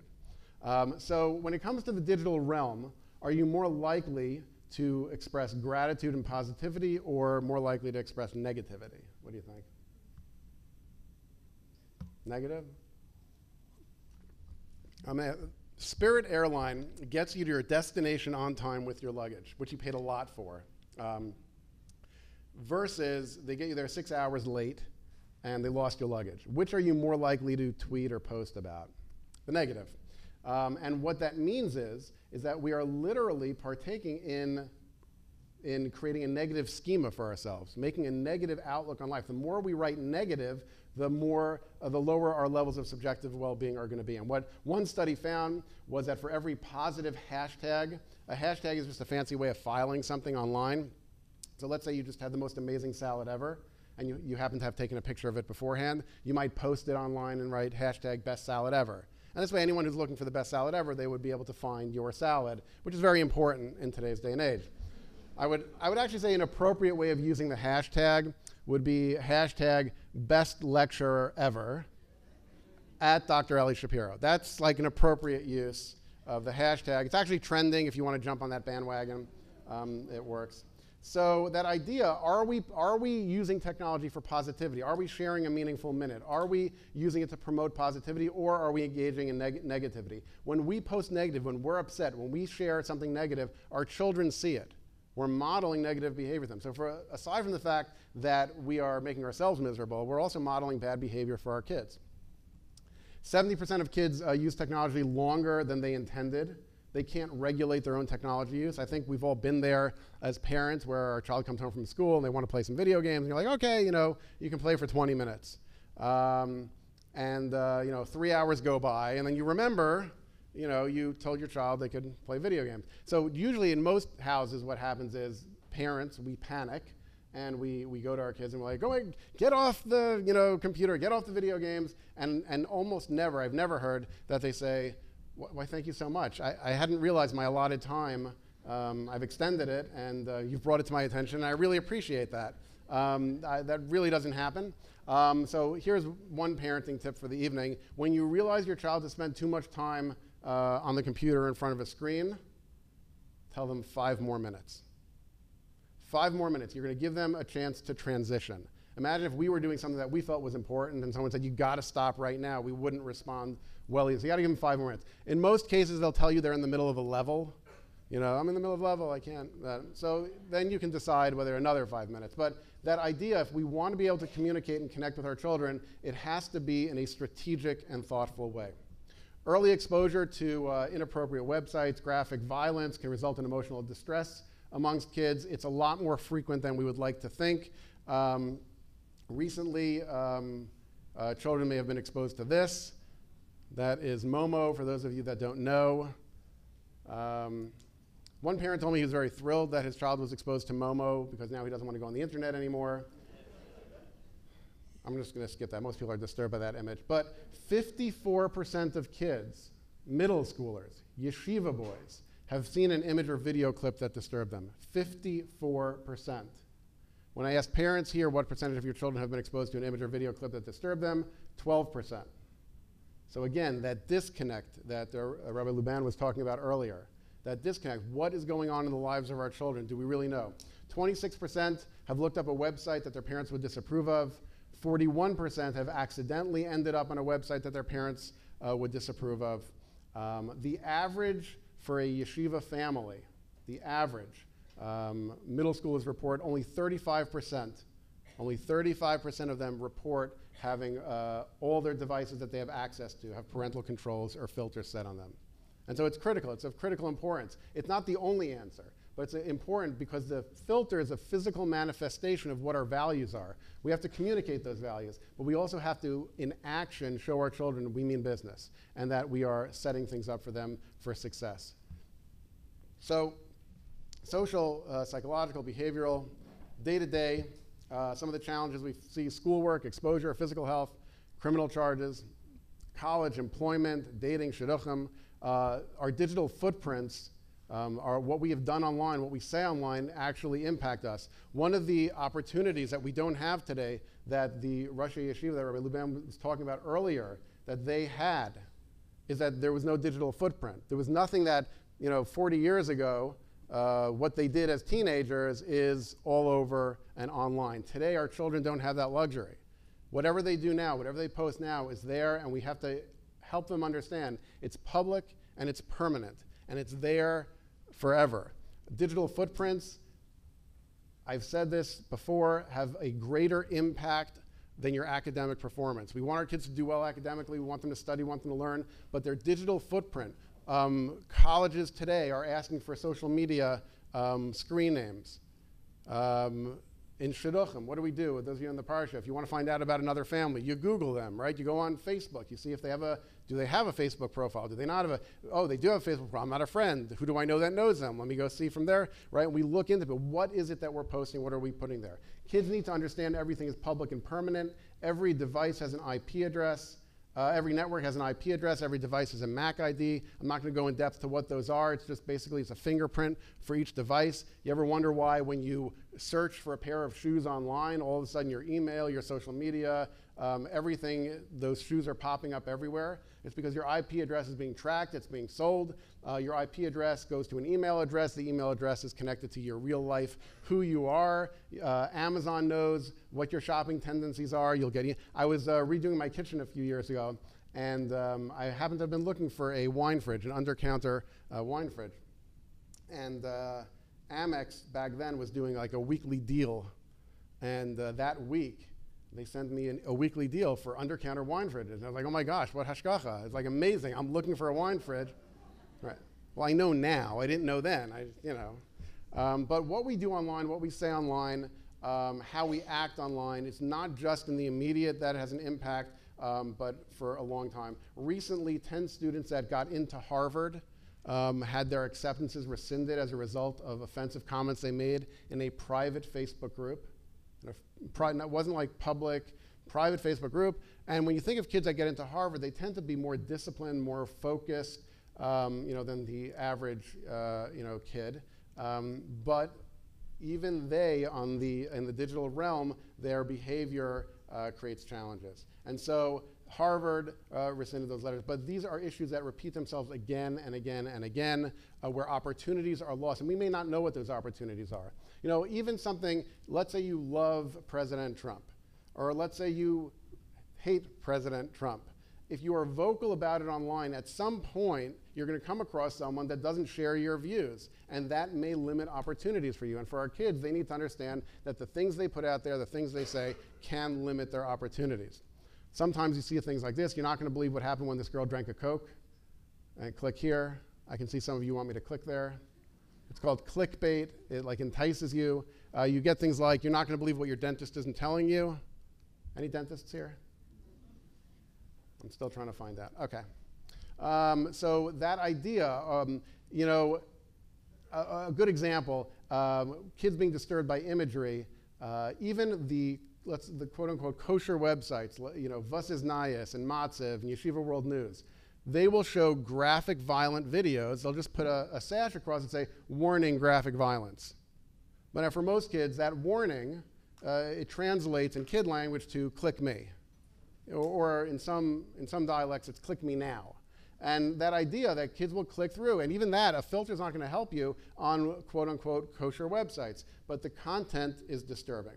So when we look at technology by the numbers, and these are the numbers that you shared with me, 92% of you reported that you had set rules in your house regarding technology, 92% of you, which is a wonderful number. The only thing is that kids only report, 44% of kids report that there are set rules in their house. 85% of parents report having conversations about using the internet responsibly, which also is a very nice number. Thank you for doing a great job. The problem is only 33% of kids say their parents have these conversations. And 15% of parents report that their kids have been disturbed by online images and video. Actually, here it was less. It was 4%, I think, less. No, maybe it was 15%. And 54%. So we see that there's a disconnect. There's a disconnect between what we think our kids are exposed to or what's happening in our own home around technology and what's actually happening for our kids around technology. And so, but before I go on, whenever I have an audience, I like to try my mentalist skills. Everybody knows what a mentalist is? That's where I can look at you and know what you're thinking. So I'm looking at you. Look at me here, please. You're wondering why I'm picking on you. Is that accurate, sir? No. So I'm going to ask you a question. I'm going to do my magic mentalist move. Is it okay if we do this, by the way? Yeah? I mean, I'm going to do it anyway. Just I'd like your support in this. It's like, all right. All right, I'm going to ask you a question. I'm going to do my magic mentalist move, and then the answer will appear on the screen if I'm correct. Okay? Okay? Okay? What's 1 plus 1? Can I get a round of applause, please? You don't seem that impressed. Your child comes home from school. You say, how was your day? Good, okay. Can I get a round of applause? The really good parents in the room, don't let them get away with a good fine. The really good parents follow up. What did you do today? That one deserves a round of applause. No, it's really remarkable. These are the communications we have with our kids. It's disingenuous because we know what they're going to say. They know what we're going to ask. How's your day? Fine. What did you do today? Nothing. Can I play, Xbox? That's often how the conversation goes. I was speaking in Panama about a year ago, and they don't even speak English there, and the answer was nothing. So I don't know how that works. I was expecting like a nada. But that is when we wonder why there's a disconnect between what we're saying, we have rules, we communicate about the internet, but our kids are saying we don't have rules and they don't talk to me about the internet. It's because we think we have conversations, but we don't actually, because the quality of the conversations need to be focused and deliberate and clear and communicative, and that they understand that we've had these conversations. So the question becomes, we have social challenge, psychological, behavioral, day-to-day. What can we do? What can we do? Well, I'm out of time. Thank you very much. It's been great being here. Now, the first thing we need to recognize is that there is no magic pill. These are complex times, and we need complex solutions for complex problems. And what we want to do is we want to find balance. We need to find balance. And the first way to find balance when it comes to technology, the first thing, the most important thing is rule number 1, we have to have rules. We must have rules. Those of you that don't have clear rules, then we're missing the boat. The kids need to know what our expectations are, what our values are. So the first thing is to have rules. Just because the rules are in our head that we don't want our children online past 10 o'clock, if we haven't communicated that, then there are no rules. And that's where that disconnects. So rule number 1, we have to have rules. Only 44% of kids say there are rules in their house. Rule number 2, discuss the rules. We actually have to communicate these rules to our children. So we have the rules, and then we discuss them. By the way, whatever the rules are, to me, and you should consult with your Rav, but to me, they're secondary to having rules.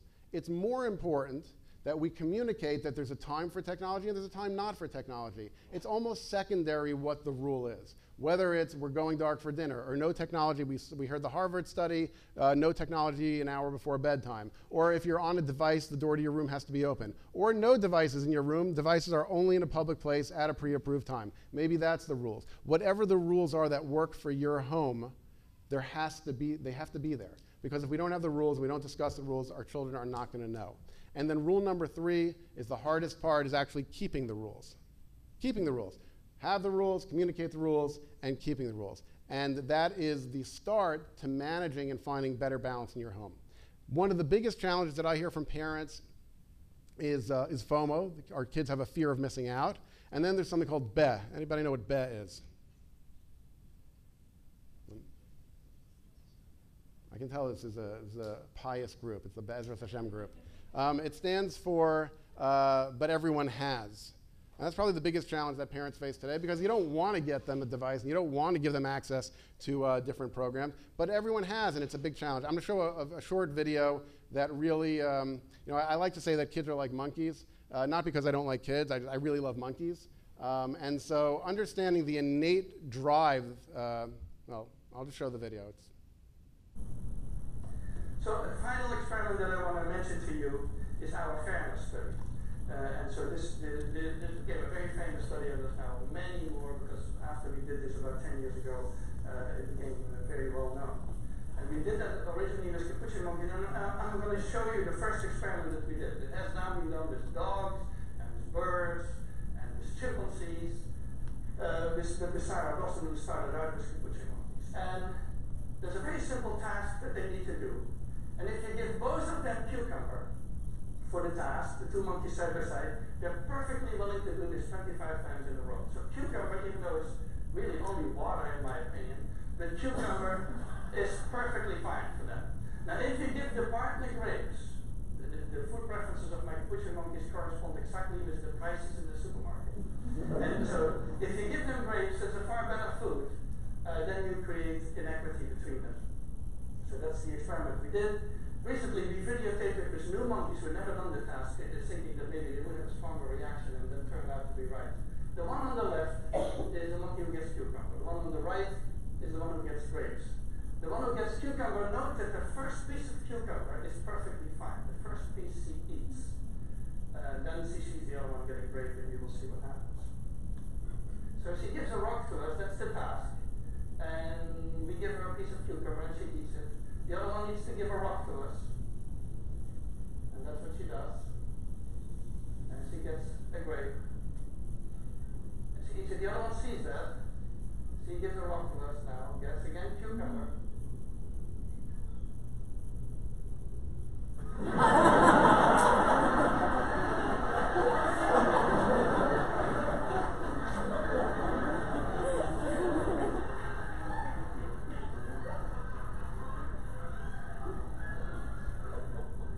Tests the rock now against the wall. She needs to give it to us. And she gets cucumber again.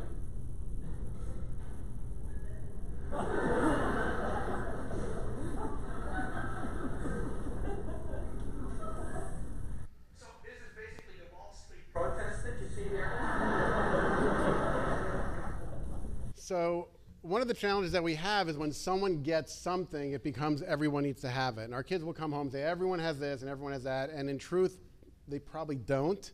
One of the great ways to finding out is actually calling other parents and finding out but there's power in numbers. And technology is very much a socially driven norm.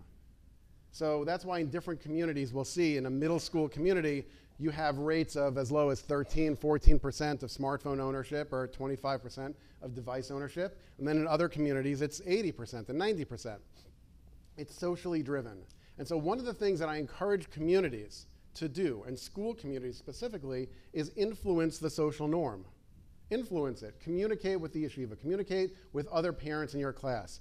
Decide what it is that you want for your children. And postponing technology, engagement, ownership, is a great opportunity, and if you can do that by influencing the social norm, it's a great thing to give to our kids. Let them wait a little longer to get their technology. So whether it's apps and social media, the maximum recreational screen time, ideal shut-off time, these are all things to communicate. One of the things that I do in communities is help classes, grades, identify the ideal shut-off time. So whether it's 7:30, no more screen time, 8:30, whatever it is, it's again secondary. The idea that no one else is on devices actually allows my child to not feel like they're missing out. And we can influence the social norms just by communicating with one another.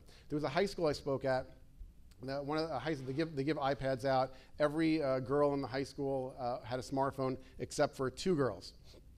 And one of the parents of the girl came over to me and said, you know, I would think it would be a challenge for my daughter because everyone has smartphones, but just the fact that there's one other person that doesn't have a smartphone, that normalizes it for her, and she's okay with that. So you're never gonna get everybody on board. Well, you can try, But the idea of just getting traction, getting a cohesive group of parents to agree either no smartphones, or no devices, or no social media, or no Fortnite, or I was speaking to someone earlier, I was saying the next thing is gonna be virtual reality gaming. You're gonna be like wishing for the time they actually had a screen, but they could see outside the screen. You know, they're gonna put on these goggles and you're not gonna see them. So that idea of understanding what's coming at and setting the norms, influencing the social norms, is critical in helping our children succeed. Having a family plan. It's not just about our individual child, it's about us as parents, it's about our engagement with technology, it's what we communicate to our children. Of the students that we've surveyed across the United States, 51% of them say that their parents are the biggest influence on what they think is appropriate when it comes to technology. And by the way, we're talking about technology tonight, but this is really parenting in general. We as parents have a very large obligation and influence over our children. The next largest group, by the way, after 51%, it was about 23%, they said no one influences me. Those are the really cool kids, you know, they play by their own rules. But the largest single group, that, by the way, as parents, we influence our children tremendously. But 51% of them actually admit and say my parents are the biggest influence. So that's something to think. Our role as parents is critical in approaching it. But only 33% of kids say that their parents have spoken with them about technology. And it's not just speaking with them about technology, it's modeling appropriate behavior with technology. Far too many studies find that kids say that my parents say one thing when it comes to screen time, but then they do something else. And so our own behaviors when it comes to technology has to be modeled appropriately. And by the way, as parents, we sometimes have obligations. We have employers, we have colleagues, we need to respond. It's okay to respond. Just be transparent. Tell your child, you know, I have this email I need to respond to, but then I'm all yours. Then put your phone away for 20 minutes and then connect. It's not even the quantity, it's the quality of the engagement. Just spending time letting your kids know that they're the apple of your eye and not your iPhone. When we look at the correlations, parents, the kids that say my parents influence me, those are the kids whose parents have talked with them about appropriate ways to engage in technology. They're the ones that report improved quality of homework, more time connecting with family and friends. The group that says no one influences me are more likely to conceal their internet use, have online friends they've never met, not completed homework, not eaten or skipped meals, and receive images that their parents would disapprove of. We have to know the devices that we're giving them. We have to know the software that we're giving them access to, and we need to know their relationship with the technology. So we have to know when it is appropriate, and that's a conversation. It's understanding what the social norms are. We have to know what we're giving them. We can't just give them because Amazon has a sale that $35 you can get an Alexa or a Kindle doesn't mean that your child should have it, even if they say everyone else has it. We have to know what we're giving them access to, the software. Fortnite, I think it was about 20% of the middle schoolers here played Fortnite. That reported, and it goes down young. Fortnite is rated age 12 plus. So if your child's under 12, even according to the standards of gaming, secular standards, it's not appropriate for children that age. So it's something to realize well. We have to know the devices, we have to know the software, and we have to know their relationship. Their individual relationship, even if they're 20, might not be healthy. And so we have to think about it in those terms. Only 35% of kids report that all the devices have parental controls on it. We have to raise that number. I know that Mocade was involved with this. I think they're involved with putting filters on devices, so it's important to recognize that as an opportunity. When we see things like this, Snapchat, Instagram, WhatsApp, qualitatively they are different. Snapchat is rated 12 plus, but you can't just go by what is rated 12 years old plus, because the reason it is rated 12 years old plus, I'm not going to go through all the nuances here, but it is something you should look up and understand that it's probably something you don't want your 12-year-old being associated with. So check every time you download software or game. There's a website called Common Sense Media that has very good descriptions of every app, every game, every video, and they will give you a much better understanding of it. This is something that you want to expose your children to. I use a program called Hour Pact on my children's devices. These are two of my daughters over here. Bedtime, you'll notice, 11 p.m. to 6 a.m. is schedule, and school, 8:30 to 4:15. Their smartphone, like Cinderella's pumpkin, the carriage turns back into a pumpkin. Their smartphone turns into a dumb phone at the set time. So you can manage your children's devices. Hour Pact is one example of managing your children's devices. It happens to be what I use. But I recommend iOS, the operating system for Apple, not only because I'm a shareholder, but you should all buy Apple products, but it also is the most intuitive and native software to the devices. NetSpark is a good filter, Hour Pact, etc. When my daughter came to me and told me, but everyone has a smartphone, but everyone is out there. So at some point, I recognized that basically her whole class at some point had one. And so what I did was I sat her down, I set up my projector and my computer, and you're getting the hour speech. She got the 4-hour speech. And it was amazing that she was able to see what I was presenting because her eyes were like so rolled so far back in her head. It was remarkable. But we went through a process, and I explained to her all my concerns about technology, and I said, you come up with a contract that you think makes sense based on the concerns. What rules do you think make sense, and what do you think will make me comfortable giving you a device? And so we went back and forth. She reviewed it with her people, I reviewed it with my people, back and forth. My people were me and my wife, and her people were her friends, who were really, I have to say, sympathetic to having me as a father. Because she would come to me and say, all my friends have unrestricted internet access. And I'd say, oh, it's so sad that your friends' parents don't love them. It's really sad. Things along those lines. And so, people say to me, Dr. Shapiro, do you really think your daughter follows all these rules? Some of you are wondering that, right? So the answer is, of course, she doesn't follow all the rules. She's a teenager. We've all been teenagers. We didn't follow the rules. But at least she knows what the rules are. If we never communicate what the rules are and what our expectations are, they don't know. I can't tell you how many times I speak to student groups, and they say, I wish my parents were more engaged with managing technology. I spoke in Boston a few weeks ago. The kid said, my parents are soft. They're soft. They understand the social, psychological, behavioral issues around technology. They want help with it, and we as parents need to be there for them. So it means spending time off of technology with kids. It also means sometimes spending time on technology with our kids. My son likes to play Madden, NFL. He's upset. He has 2018. All his friends have 2019. So he's upset. But I play with him, and he loves beating me because this is what I'm used to. And this is what he's used to. So it's really not fair. But that process we spend together, that time we spend together, and then we also do things outside of the computer. But it's important to meet them where they're at. If they're playing video games and it's set and it's limited and you have rules and you communicate the rules, it's okay to spend some time playing video games with them. But you have to demonstrate and model for them appropriately. You have to connect with them. It's okay for them to show you what they're doing online. My son likes to watch this thing called Dude Perfect. Any of you hear of that? Yeah, Dude Perfect? For those of you that don't know, Dude Perfect is a bunch of overgrown children running around doing trick shots. And I mean, from a content standpoint, it's kosher. But what ends up happening is kids spend a lot of time on it. And so you have to balance that behavior. So 6 suggestions for family success. You have to understand your relationship with technology, your relationship, your children's relationship, the family dynamic around technology. Have tech-free time, go dark for dinner. It's amazing what you'll gain out of just spending time without technology at the dinner table. Have personal rules and family rules. It can't just be about telling your child, you must do this. You have to have your own rules. And I have a personal rule when I'm davening Shacharis with Talis and Tefillin on. I don't have my phone with me. I don't have my cell phone. No need to give me a round of applause, really. The women are wondering, why would you have a cell phone with you during davening? not your husbands, other people in other communities. So yeah, I don't have my cell phone with me during davening. The good news is my chakras is down to 6.5 minutes.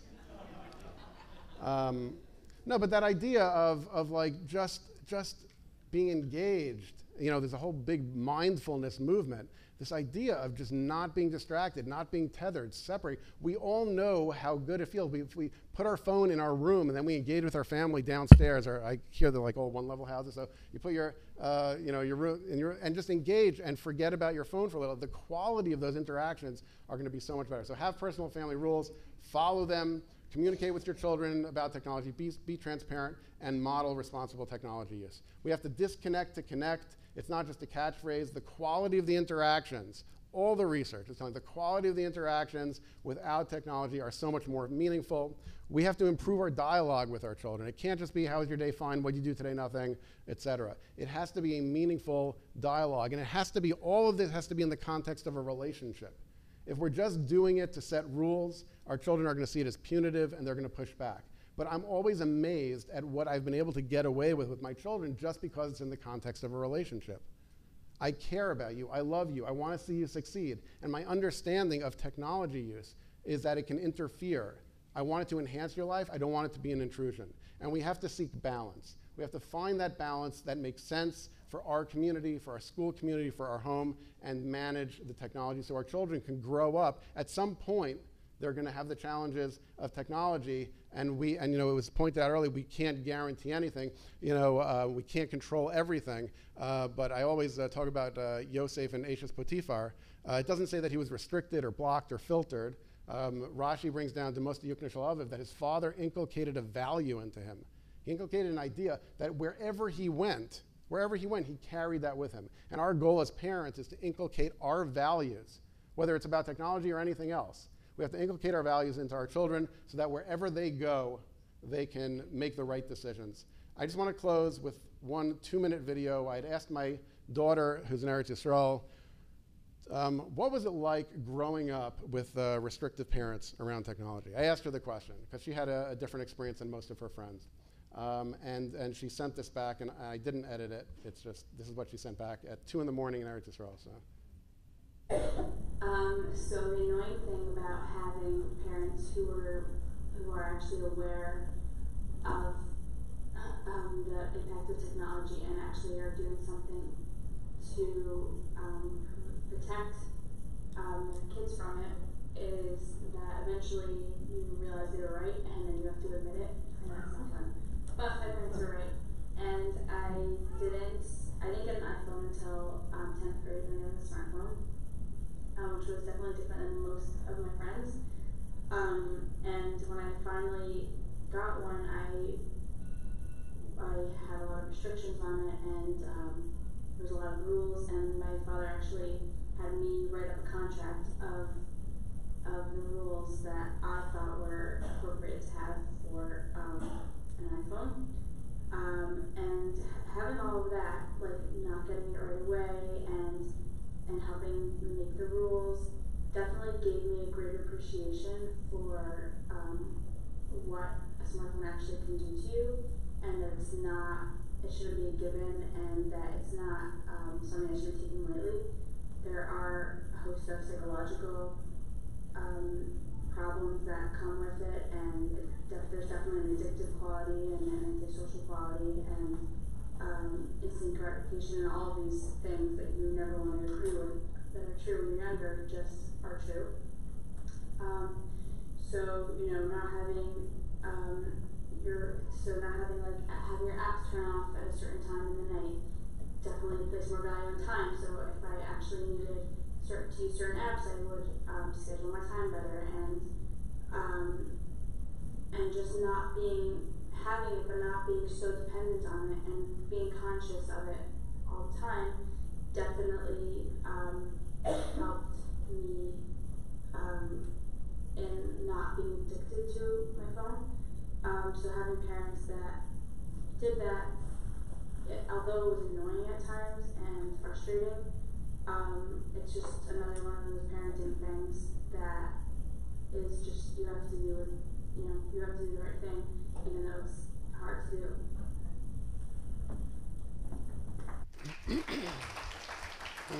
So she's not dating yet, so hang on to the resumes. I'll ask later. But I think she said it best. It's just another one of those parenting things that you have to do. And we have to set limits. We have to give guidelines. We have to give our kids direction. And I'm optimistic. Rabbi Shapiro, you gave very inspiring words, and hopefully from tonight is just the first step. We spoke about technology's impact. We spoke about some of the strategies to move forward with, and hopefully we can do this as a community, as a school community, and this is the first step. And thank you very much for having me.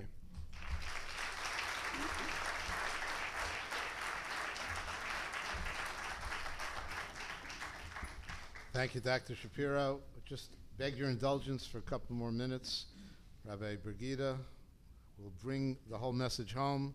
Rabbi Brigida has tremendous insight and connection with our students in the high school.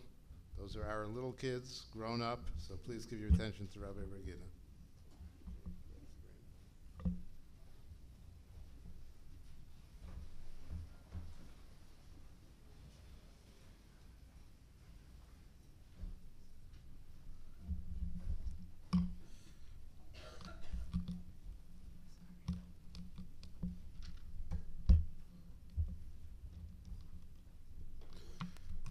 It's been a while. Anybody needs to check the messages or send a message home to the babysitter that it's going later than they expected, feel free. I teach in high school, so I'm used to that. Okay, it was just a joke.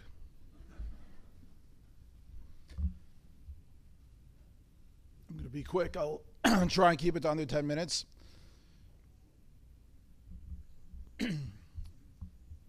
The message that I want to convey is the importance of speaking to your kids and making sure that the home is set up safely. Personally, I wouldn't know how to do it either. When I came to yeshiva, the secretary asked me, you're not responding to any of my emails. I said, I'm reading all your emails, but I don't know how to reply. Can you teach me how to reply? And I sat down with the secretary, and she showed me how to reply to emails.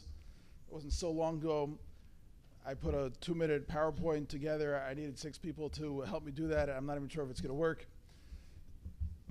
But I know that when you talk to the kids, they want to talk, and they want help. And I'm going to give you a few little stories to show how important it is. A boy walks into my office and is very distraught about what he's watching at home. And he wants some help. So I said to him, I don't understand. You told me earlier in the year that you don't have access to the internet and your parents put on a filter. He said, that's true, but my father goes to sleep before me. Very often he leaves the laptop open, stays logged in, forgets to log out. What about the filter? He says, yes, but it takes 30 seconds for the filter to kick in. So I have 30 seconds, and that's a big problem. So I said, okay, so, I gave him a lot of chizuk for coming over. I said, so what should we do? So he said, let's do web chaver. I said, okay, who do you want your web chaver partner to be? So he tells me that he wants to make me his web chaver partner. I said to him, I don't understand. You're very comfortable coming into my office and telling me what you're doing. How is it going to help if I get an email about it? So he says, no, trust me, it's going to work. So I said, okay. And he set me up as his web chaver partner, and it worked. He needed that recognition that I'm fighting a battle, it's difficult, and I want someone to be proud of me. And when he got that, that gave him the chizuk to maintain the self-control that he needed. Now, his parents were very, very good, wonderful people, and they set up the precautions that they needed, but they weren't having that follow-up conversation with him. Is everything safe in the house? So they thought it was. He was afraid to come over to them because how could he disappoint his parents? It's sort of a catch-22. Before the kid gets into trouble, he doesn't come over and say we need to set the house up properly because there's no trouble. Once he gets into trouble, he views it as a confession. If I come over and say we need to set the house up properly, then that means I'm confessing. So the conversation really has to be initiated by parents. And when coming from an event like this, it's very easy. I went to an event. There's a lot of awareness going around. Let's talk about it. What do I need to do to set up the house for success? There's a boy coming out of 10th grade. He sends me a text message, as they often do, because they're not comfortable saying, let's talk. Sends me a text message, Rebbe, I need to talk. I go over him the next day, okay, let's talk. No, I'm not ready. This was going on for a year. Every couple of weeks, I said, remember you sent me the text message, you wanted to talk, what do you want to talk about? Let's talk. It went on for an entire year. At the end of 11th grade, he comes into my office, covers the window of my office, takes out his knapsack, puts it down on the desk, takes out his iPad, and with tears in his eyes, just gives it to me and says, Rebbe, just take this from me. It's been a year since I want to talk to you. I can't deal with it anymore. So I said, what's going on? He said, well, my parents gave it to me for my bar mitzvah present, and they told me that I'm a good kid and they trust me, and this is how, they were teaching me self-control, earning my respect, showing me how much and I just can't handle it. It's been 4 years, and I've been battling and battling. I'm wanting to talk to you for an entire year. Finally, I brought it in.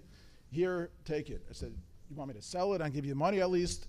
No, I want to have nothing to do with this. Just take it from me. It's very nice the parents trusted the kid, but it's not an area that we're built to fight these nisyonos on our own. We need help, and our kids need help, and we can't expect them to take care of these areas on their own. A boy texts me also, Rebbe, I need to give something into you tomorrow. Okay? Text because he knows that tomorrow he's going to not have that motivation. So he wants to get that message across now while he's motivated. The next day, you sent me a message last night, something you want to talk about, you want to give something in, maybe tomorrow. A couple of days, finally, he brings in his tablet. $40 tablet. I think he got it for a Hanukkah present or something. So I said, what's the problem? I asked all the boys in my class in the beginning of the year what was going on in their house with their access, and this kid had a dumb phone. He told me he had no internet access. The Wi-Fi was completely blocked with a password. Everything was kosher v'yosher in the house. So I said, so what's the problem? You got a tablet. What do you do with it?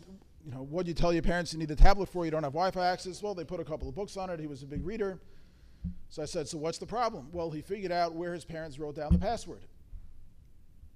It needs constant follow-up. They did everything that they were supposed to. The house was completely protected.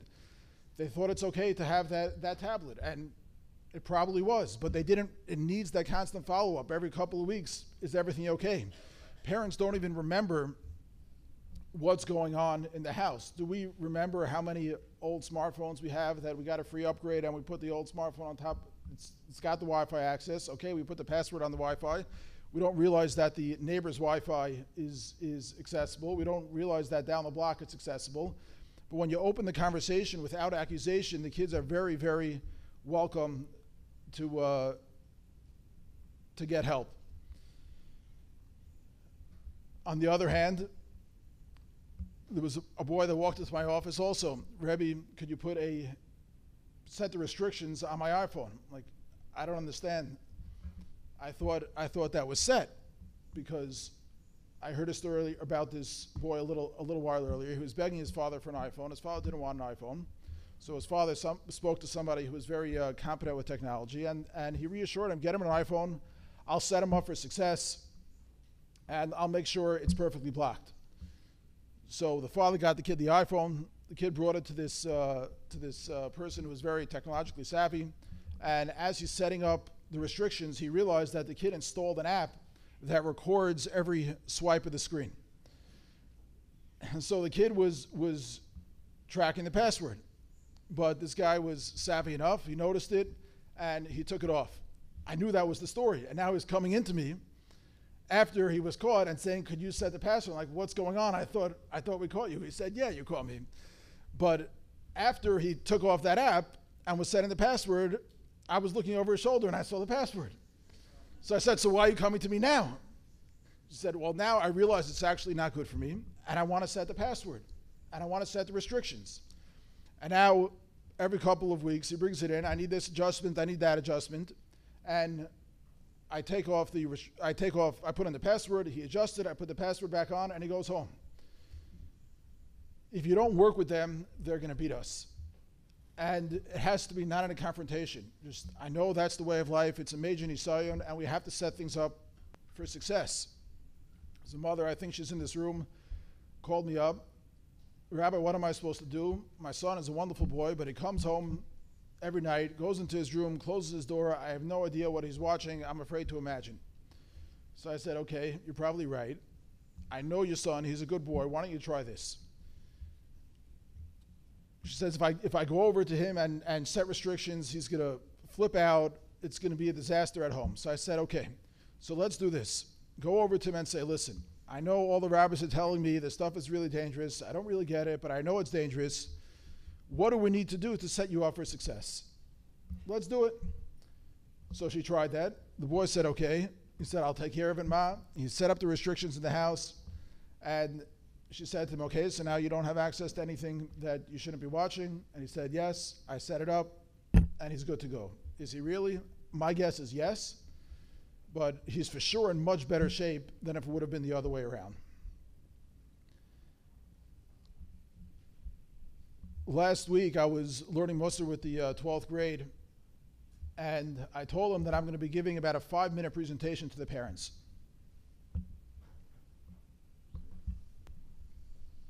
I told them I'm going to be giving a 5-minute presentation to the parents. I didn't push them to say anything. And I want you to see what they wrote. I gave them index cards, and I said, do me a favor, tell me what I should talk about. This is pretty much what they said.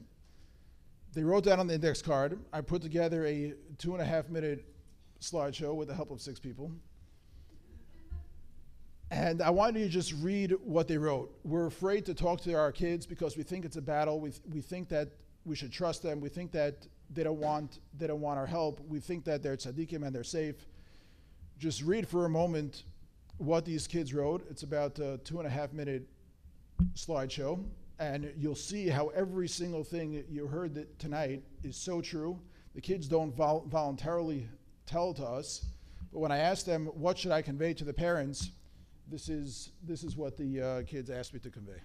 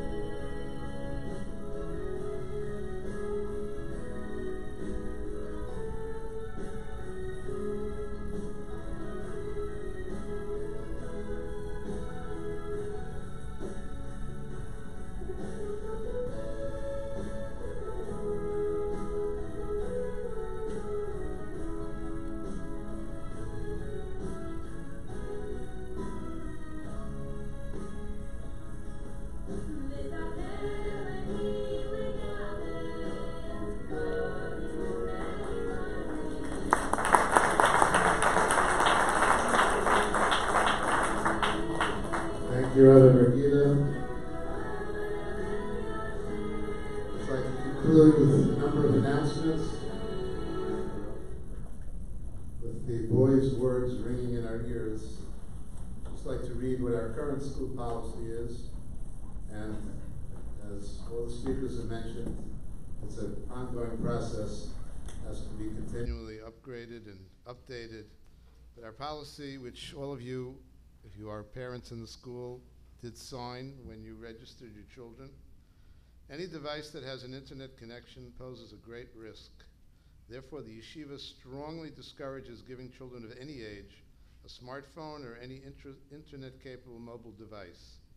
Any computers which are in the home, especially those with internet connection, must be placed in a public area of the house, not in a child's room or anywhere hidden from view. Speak with your children about eliminating use of these devices or setting very clear time limits on their use. Yeshiva strongly urges each family to work proactively on eliminating the harmful influences of the internet on their children. Yeshiva expects each family to have filters and or monitors controlling internet use on any device that our students have access to. Monitor reports must be read regularly in order to know what one's child is doing online and to whom they are communicating with. Internet-capable devices may not be brought to school with or without filters. iPhones, iWatches, etc. may not be brought to school for any reason, even on school trips. To help make this policy more realistic and to assist our families, the yeshiva is pleased to announce the establishment of an office of Moked Internet Safety Solutions. Rabbi Avi Meth, who unfortunately could not be here tonight due to his father's passing, who's the founder of Moked, has agreed to work out of a private office in the yeshiva's Clermont campus, that's the high school campus, to provide counseling and guidance to help families formulate a technology management plan that fits their family's needs. There are sign-up sheets on the table in the back, towards that side of the room, for you to access the service. Going forward, it is expected that each family have at least one consultation a year with a Moked representative. If necessary, they will come to your home to assist you. We're also pleased to announce that before the coming school year, Dr. Shapiro will be returning to train our teachers and staff in the Tech Smart program to enable ongoing support for our students. And in conjunction with further training for the staff, we are in the process of strengthening our internal technology controls in the yeshiva to provide the safest possible environment for our students and staff. We thank you all for coming. We have refreshments in the back. We will be davening Maariv up here in the front in 3 minutes. Anybody who is going back to Miami Beach, we got an alert that they should check, sorry the expression, Waze or their GPS, because there was a big accident a short while ago, so just check what the best way is to get back to Miami Beach. Have a good evening.